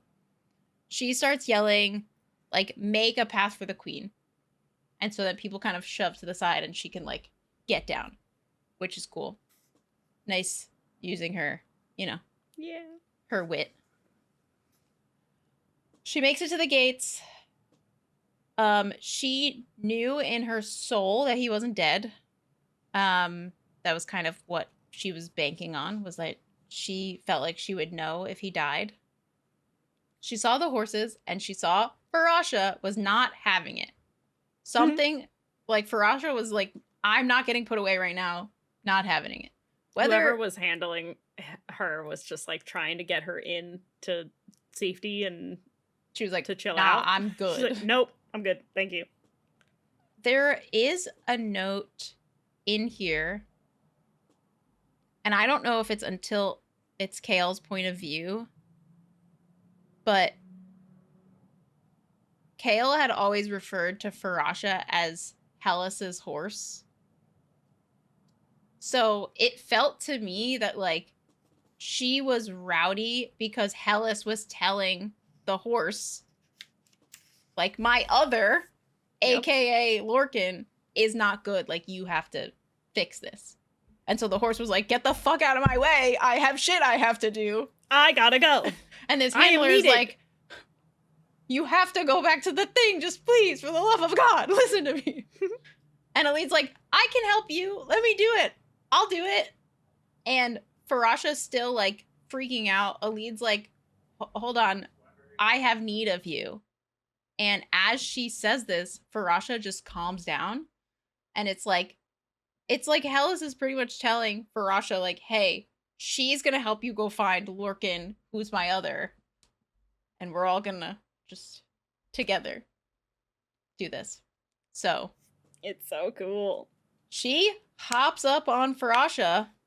It's also the perfect horse because, like, she would not have been able to get up on the horse if it weren't Chaol's horse because of everything that they had to put in for Chaol and his legs. Yeah. So it's like the only horse she could possibly have gotten on. She's still saddled, ready to go. Mm-hmm. She kicks off the, like, harness portion of it. She, like, takes it off because, like, the weight, her thought is the weight of this will kind of make her slower. Which I'm like, girl, you don't even know Farasha, so there's no chance in hell she's gonna slow down whether there's weight on her or not, but it's fine. And Aelid pushes out onto the battlefield with Farasha. They fucking book it. And she's just like the wind. Like, she pretty much tells Farasha, like, be as fast as the wind. And she's off. And this is when we flip back to Rowan's point of view, and he's thinking of, like, how I can shapeshift. I can go into my, like, hawk form. I can fly to the dam. I can then push my magic against the dam and, like, hold it off until everyone can get in. But he's like, we might not even have enough room for all the people here. Am I just, like, slowing down the inevitable, which is going to happen anyway?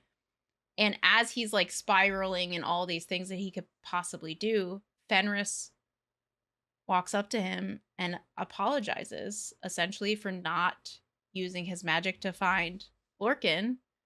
And he says that the power of winnowing was the one thing that Connell and him shared. And since Connell died in front, like, took his own life in front of him, he has not been able to use his magic. And then it's so sad. They talk about potentially, like, him flying out to find Lorcan, or Fenris shifting to find Lorcan, and Hussar in the background just like, don't bother, she's already ahead of you. And points at Aelid on Farasha, just in the fucking thick of it, yelling Lorcan over and over again. Rowan sees this and is like, oh, fuck. And of course then looks at Aelin, and Aelin is just quietly staring at the battlefield. And we're like, oh, no. Oh, Still, no. Aelin, oh, no. Aelin remains silent, as if she descended deep within herself and gazed at the battlefield, at the small rider and the mighty horse racing beneath it. Oh, it's so cool! She's just screaming for Lorcan the whole time, chanting in her head, I will always find you. And Farasha and her are just going as fast as they can across the battlefield, and she's yelling for Lorcan. Back on top of the battlements, they talk about the fact that Hellas guards Lorcan, and Aneth, his consort, watches over Aelid. And then Chaol says, I call Farasha Hellas' horse. Like, this is it. As if meeting that horse, bringing her here, was not as much for him as it was for this desperate race across an endless battlefield. Aelid is still riding, screaming his name. No sign of him. She's not getting any response. Aelid, as she's riding, she, like, makes note of the bodies on the field. She's obviously searching through bodies to try to see Lorcan. Try to figure, like, see his hair, see something of him. Like, maybe he's unconscious. And as she's riding, she notices that, like, among all the dead Volg soldiers, there are also, like, soldiers covered in gold armor. And then they get to she gets to a point, and it's just dead Volg soldiers. And there are no more soldiers with gold armor. And she's like, oh, okay, that makes sense. This is where he was. Like, this has to be where he was. Because if he was there, only Volg soldiers would be dead, and no other soldiers would exist in that, like, area. Yeah. So there's like the areas where like there's no gold armor is because Lorcan was there helping kill the Volg, and then the gold armor are the cognate. They aren't dead around the areas that Lorcan was. Yeah. And so as she pushes through, she then sees gold armor again appear.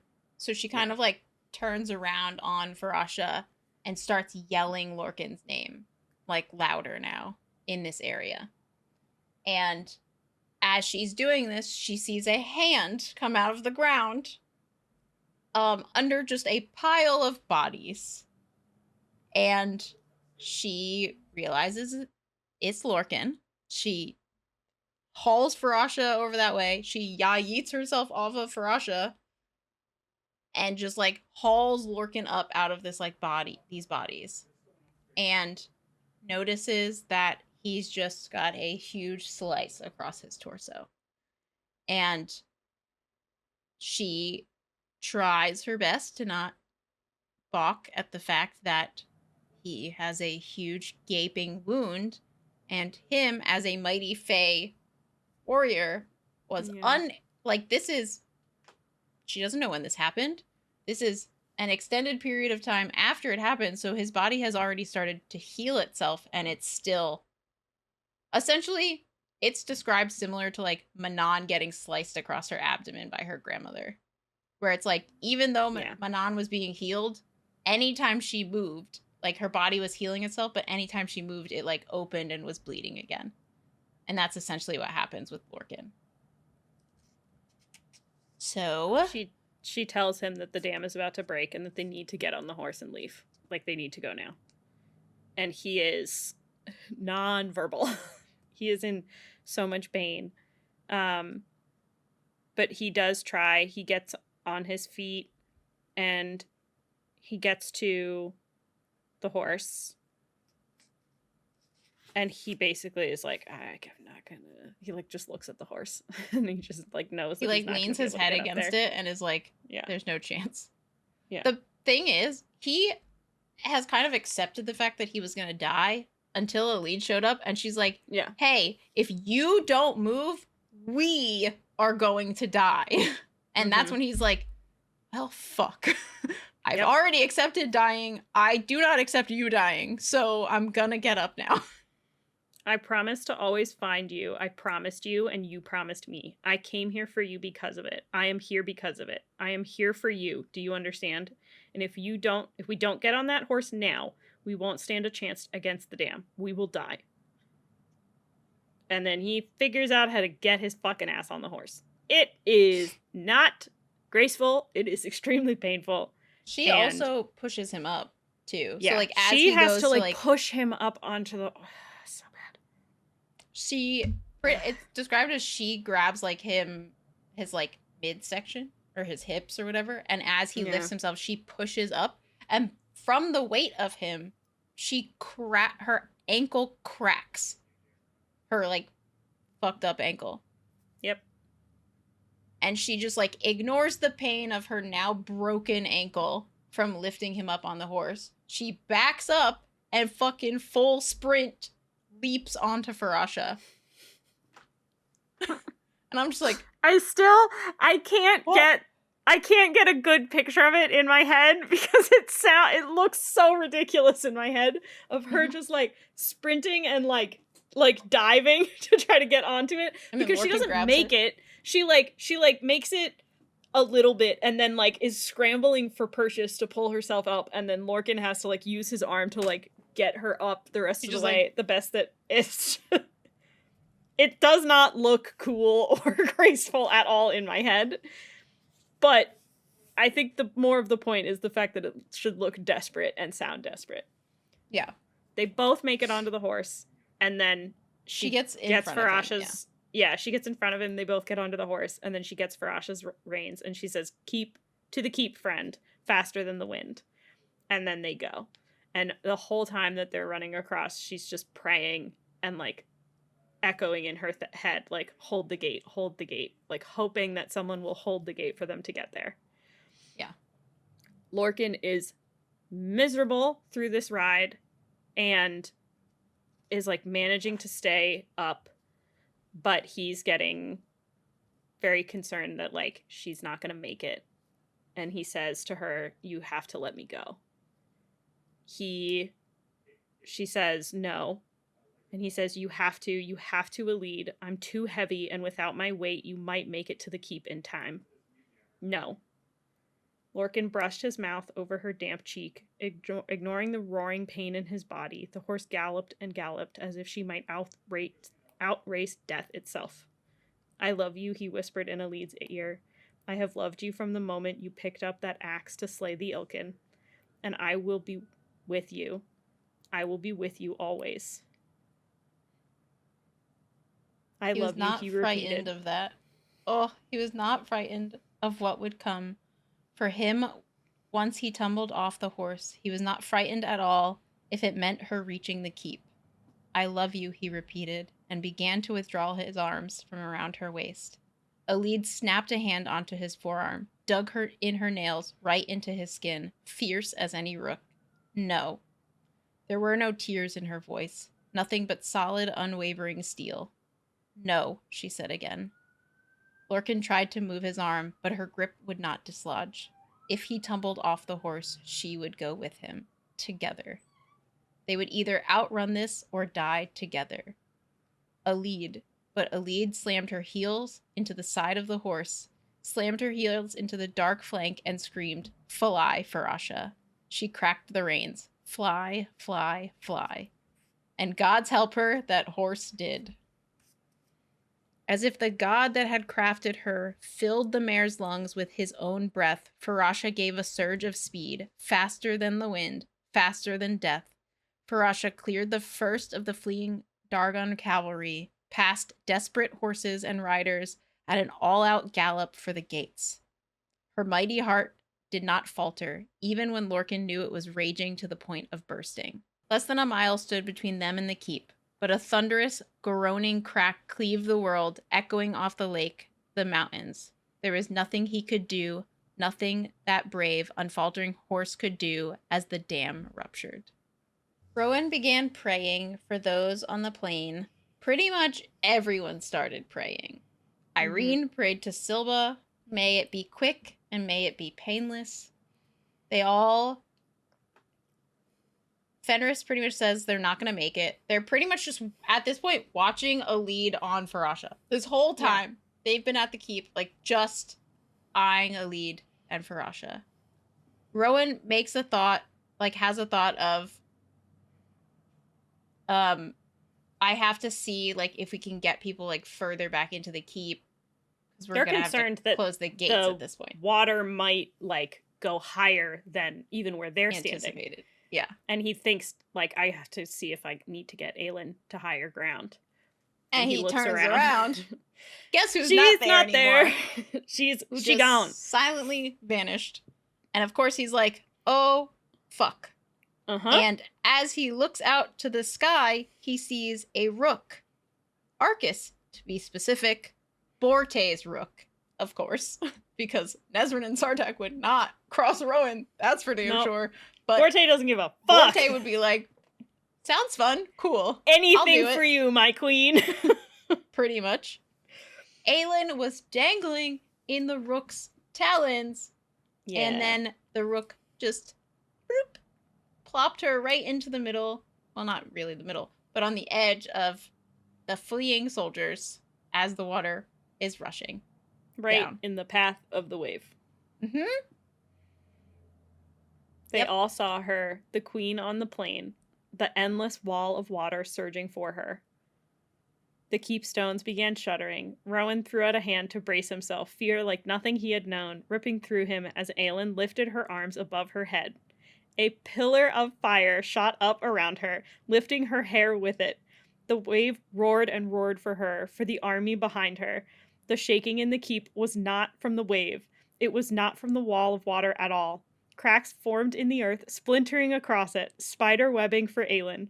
The hot springs, Chaol breathed. The valley floor is full of veins into the earth itself, into the burning heart of the world.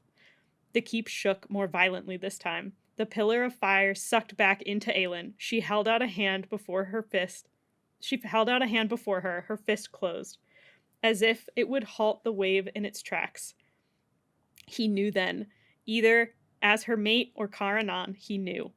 3 months, Rowan breathed. The others stilled. 3 months, he said, his knees wobbling. She'd been making the descent into her power for 3 months. The entire time she had been with Maeve, she had been going deeper and deeper into her power. And even as when she got out, she just continued to tunnel in. She had been saving it for Maeve's killing blow, and she decides to use it here. A few weeks of descent had taken her powers to devastating levels. 3 months of it, and when her fire hit the wall of water now towering over her, when they collided... "Get down," Rowan bellowed over the screaming waters. "Get down." His companions dropped to the stone, within any earshot doing the same. Rowan plummeted into his power, plummeted into it so fast and hard, ripping out any remaining shred of magic. Lorcan and Alid were still too far from the gates. Thousands of soldiers were too far from the gates as the wave crested above them. As Aelin opened her hand toward it, fire erupted. Cobalt fire. The raging soul of a flame, a tidal wave of it. Taller than any raging waters, it blasted from her, flaring wide. The wave slammed into it. And where water met a wall of fire, where 1,000 years of contentment met 3 months of it, where 1,000 years of confinement met 3 months of it, the world exploded. Blistering steam capable of melting flesh and bone shot across the plain. With a roar, Rowan threw all of his remaining magic toward the onslaught of steam, a wall of wind that shoved it toward the lake and the mountains. Ah! Maeve's death blow, spent here to save the army that might mean Terrason's salvation, to spare the lives on the plain. It's so good! She just fucking stands there and unleashes all of the power that she's been saving up to save all of those people instead of continuing to save it for Maeve. It's okay. She'll be able to... She can get it again. It's fine. It's gonna be fine. Rowan, of course, is, like, nearing burnout. Yeah, it's not great. As one does.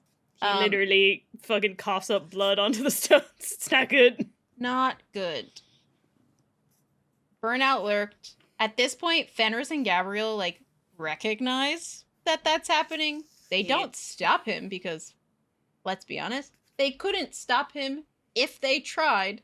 He would literally have to pass out on the ground. Just get under each arm and hold him up. While he is continuing to, like, funnel power out to keep...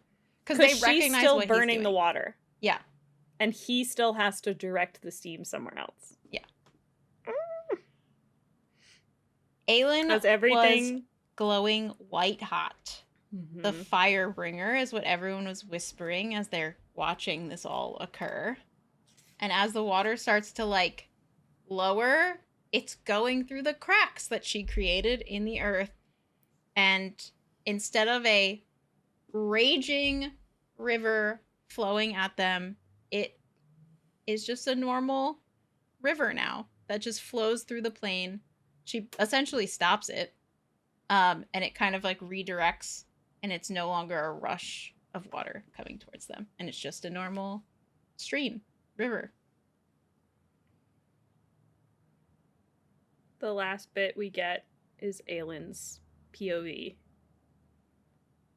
And she realizes that even though she had been saving it for Maeve's death blow, which is what she was intending to use the power for, When she had seen that wave, when she had seen Alid and Lorcan choosing death together, when she had seen the army that might save Terrasen, she'd known. She'd felt the fire sleeping under this city and knew they had come here for a reason. She had come here for this reason. Aelin lifted a glowing hand before her as blessed cooling emptiness filled her at last. Slowly starting from her fingertips, the glow faded, as if she were forged anew, forged back into her body, back into Aelin. Inch by inch, the glow faded into skin and bone, into a woman once more. Already a white-tailed hawk launched skyward, but as the last glow faded, disappearing out through her toes, Aelin fell to her knees. Fell to her knees in the utter silence of the world and curled onto her side. She had the vague sense of a strong, familiar arm scooping her up, of being carried onto a broad, feathery back, still in those arms, of soaring through the skies, the last of the mist rippling away into the afternoon sun, and then sweet darkness. Yay! Oh. They survive. So, Lorcan's sleepy, Aelin's sleepy, everything's fine. Mm-hmm. My thing is, Rowan was on the verge of burnout, being held up by Gavriel and Fenris, and still he fucking transformed into a white-tailed hawk. Bro, I don't know. Flew to her, picked her up, scooped her up onto a rook's back, which was probably Nezrin or Sartak, and then... Or maybe Borte, because she's in fucking trouble. Yeah, and then you fucking brought her out there! You go get her right now! You're coming with me! Essentially brings her back. Fucking hell. He's spitting up blood because he's so close to burnout. Yeah, and can't hold himself up, but he can then go and pick her up.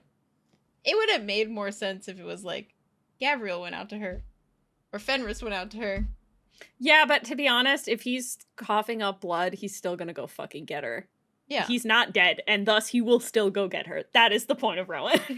If he is not dead in the fucking ground or unconscious, he's going. Mm-hmm. He doesn't care how poorly advised it is. He also has the ability, he's done this before, so he's used his power till its end, and has physical strength. So, like, the second he cuts that power off, he's like, all right, we're going to start healing I don't now. have a problem with him physically picking her up, either. It's the fact that he turns into a hawk. I'm like, bro, if the rook was already there, just get on the rook and go. What? He's like, I'm faster. But sure, yeah, it's the hawk. He can be a hawk, sure. I don't care. And so that is where we end part 5 of our Kingdom of Ashrid. So good. So good. I'm scared. I know. So much is happening. There are so many things, and we've still got 5 episodes left. Yeah, we're halfway through. We're at this is why people are like, this book is a fucking roller coaster. Because it's just war. It is, what, book 3 of ACOTAR? Book 3 of ACOTAR is just That's why I told you were going to love it. War on war. Yeah. I was like, you're going to love the last book so much because it's 900 pages of what was your favorite book of ACOTAR. And that's exactly what it's turned out to be so far. And I'm going to spoil it. It's going to continue to be that for the next 600 pages. 500 pages? So excited. We're going to have to start recording. We're going to have to start recording double episodes because I've seriously been thinking about the fact of whether the last 4 episodes we're going to need to record in 2 chunks. I don't think you're going to be able to stop. I almost couldn't stop with this one. I know. I promise heard the first minute of the next one. I promise you I stopped you at a good point where it was like, this one's not mean. I stopped at a good I heard spot. the beginning of the next, and I was like, okay, it switches to Manon. So I don't get any update immediately of like what's happening here. So I can pause. Strategic. Yes. I heard Manon is doing this thing, and I went, okay, cool. Every single one of the ones from here on out are exactly like that. Where it's like, I chose when a thing finished. Because cliffhanger-y stuff is fun, and too much shit is happening now, okay? I'm not ending on cliffhangers anymore. We're ending when the thing is finished. Sure, but, like, you'll have a cliffhanger. Lorcan hasn't actually officially made it to the keep, but there's no rushing water. So, like, we know he's gonna get to the people. You know, this is a chill cliffhanger. It's we don't know, but we have a pretty good idea that everything's fine. Okay? Yeah. It's not, egregious. There's no chance in hell that Gavriel and Fenris didn't meet a lead and Farasha down at the thing. Because Gavriel's gonna immediately just be like, heal! I did think it was kind of funny, though, because it does make a comment. One of the lines is that, like, even Aelin and Lorcan had stopped and, like, turned around and saw what she was doing. And I'm like, would she? I feel like he's dying. Like, actively. Yeah, that's when Gavriel is like, hey guys, I'm right here. Just kidding. Keep going. We're all watching, and I'm just healing Lorcan. Like, here you go. Yeah. It's fine. Gavriel just, like, dad putting all the pieces back together. It's like, why is everyone stop moving? We're gonna just keep, okay, we're healing him now. Oh, God. Yep. Oh, God. Okay. That's it. That's all she wrote. Well, not really. There's so much more. When we record this, we're recording this on May 4th. Right now, there are a bunch of, like, thoughts of ACOTAR 6 potentially happening because it's the 10-year anniversary of ACOTAR, and a big, like, cardboard cutout of A Court of Thorns and Roses, like, the first book, is getting delivered to a bunch of, like, bookstores, and I'm just hoping that we get a 6, because soon. I think online it says 2026. I think in Goodreads it says 2026, which I'm devastated. So far, please. But I think it says that as, like, wishful thinking, because I feel like they said 25. Stop and then making it getting worse. Pushed out. Stop making it worse. Saying that it's going to be wishful thinking means it's going to be 2027, which is worse.